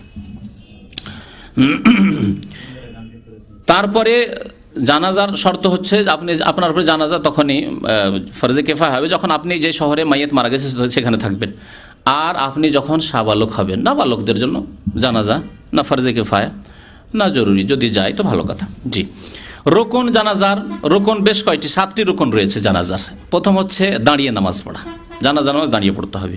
2 নম্বর হচ্ছে 4টি তকবীর, 4 তকবীরের ওপরে ইজমা হয়ে গেছে বলে একটি প্রসিদ্ধ মত রয়েছে। আর হাদিসে 4 তকবীর ছাড়া 5 তকবীরও প্রমাণ আছে, এই কথাটিও বলে দিই। আর 7 তকবীরও আছে, 8-9 তকবীর পর্যন্ত আছে। যদি এইভাবে বেশি তকবীর দিয়ে ওই দোয়াগুলি, বিভিন্ন দোয়াগুলিকে ভাগ ভাগ করে পড়ে তো পড়া যেতে পারে কখনো কখনো, তবে এমন জায়গায় নয় যেখানে জনসাধারণের বাস, আর হইচই শুরু করলো কি সুবহানাল্লাহ এই শুরু করে দিবে, তাই না? এই জন্য 4 তকবীরেই সীমিত রাখাই ভালো। আর যদি শিক্ষিত মহল থাকে, মাদ্রাসা ইসলামী প্রতিষ্ঠান রয়েছে, ইসলামিক বিশ্ববিদ্যালয় রয়েছে, যেখানে শিক্ষিত লোকেরা জানে বা লোকজনকে জানিয়ে দেওয়া হয়েছে আজকে 5 তকবীরে জানাজা হবে, তো জায়েজ রয়েছে। যে 4র্থ তকবীরে আপনি আল্লাহ মাগফিল্লাহ হাইয়ানা পড়েন, 5ম তকবীরে আল্লাহ মাগফিল্লাহ ওয়ারহামহু বা অন্যান্য যে দোয়াগুলি রয়েছে পড়েন। নবী করিম সাল্লাল্লাহু আলাইহি ওয়াসাল্লাম এইভাবে কখনো কখনো জানাজার নামাজ পড়িয়েছেন, জেনে রাখা ভালো। জি, তো 2 নম্বরে ছিল 4 তকবীর জানাজার রুকুন, মানে জানাজা হবে না এগুলি না করলে। সূরাতুল ফাতিহা, সূরা ফাতিহা পাঠ করা হচ্ছে রুকুন 3 নম্বর। 4 নম্বরে হচ্ছে নবী সাল্লাল্লাহু আলাইহি ওয়াসাল্লামের দরুদ পেশ করা, আল্লাহুম্মা সাল্লি আলা মুহাম্মদ আল্লাহুম্মা বারিক আলা মুহাম্মদ ইন্নাকা হামিদুম মাজিদ পর্যন্ত যা বলা হলো। মাইয়াতের জন্য দোয়া করা, এটি হচ্ছে রুকুন 5 নম্বর। 6 নম্বর হচ্ছে এই তরতিবের সাথে নামাজ পড়া, আগপিচ করে নয় যে প্রথমখানি দোয়া করে নিলেন, শেষে সূরা ফাতিহা বা শেষে আল্লাহুম্মা সাল্লি আলা মুহাম্মদ, এরকম করলে হবে না। তারপরে 7 নম্বরের রুকুন হচ্ছে সালাম ফেরা, 1 সালাম ফেরা অথবা 2 যেমন বলা হলো। এছাড়া বেশ কিছু সুন্নত রয়েছে, সুন্নতগুলি আপনাদের সামনে সংক্ষেপে বয়ান করে দিই। প্রত্যেক তাকবীরে রফুল ইয়াদাইন করা, যারা রফুল ইয়াদাইনকে সুন্নত বলেছেন। আউযুবিল্লাহ পড়া, বিসমিল্লাহ পড়া, নিজের জন্য এবং মুসলিম ভাইদের জন্য দোয়া করা, এবং এই যে তিলাওয়াত হবে সূরা ফাতিহা পাঠ করবেন উচ্চ স্বরে না মনে মনে পড়াই সুন্নত, এটি হচ্ছে সুন্নত। এবং 4র্থ তাকবীরের পরে একটু বিরতি দাও, সামান্য কিছুক্ষণ বিরতি দেন, তারপরে সালাম ফেরেন। আর 6 নম্বরের সুন্নত হচ্ছে ডান হাতকে বাম হাতের উপর রেখে বুকের উপর আলা সাদরি, বুকের উপর রাখা। আর 7 নম্বরের সুন্নত হচ্ছে সালাম ফেরার সময় ডান দিকে একটু কাত হওয়া। জি, আল্লাহ পাক রব্বুল আলামিন যেন আমাদেরকে কোরআন এবং হাদিসের কথা বোঝার এবং তার প্রতি আমল করার তৌফিক দান করেন। আল্লাহ যেন আমাদের গুনাহ খাতা মাফ করে দেন, নেক আমলের তৌফিক দান করেন। আল্লাহ যেন আমাদেরকে যতদিন দুনিয়াতে রাখবেন সুস্থ রাখেন, নেক আমলের উপর রাখেন, ঈমান এবং সৎকর্মশীল করে রাখেন। আর যখন আমাদের ওয়াফাত দান করবেন আল্লাহ যেন কালিমা লা ইলাহা ইল্লাল্লাহ মুহাম্মাদুর রাসূলুল্লাহর শাহাদাত দানের জন্য তৌফিক দান করেন। আমিন ইয়া রাব্বাল আলামিন। রব্বানা আতিনা ফিদ দুনিয়া হাসানাহ ওয়া ফিল আখিরাতি হাসানাহ ওয়া কিনা আযাবান নার। ওয়া সাল্লাল্লাহু আলা নাবিয়িনা মুহাম্মদ ওয়া আলা আলিহি ওয়া সাহবিহি আজমাইন।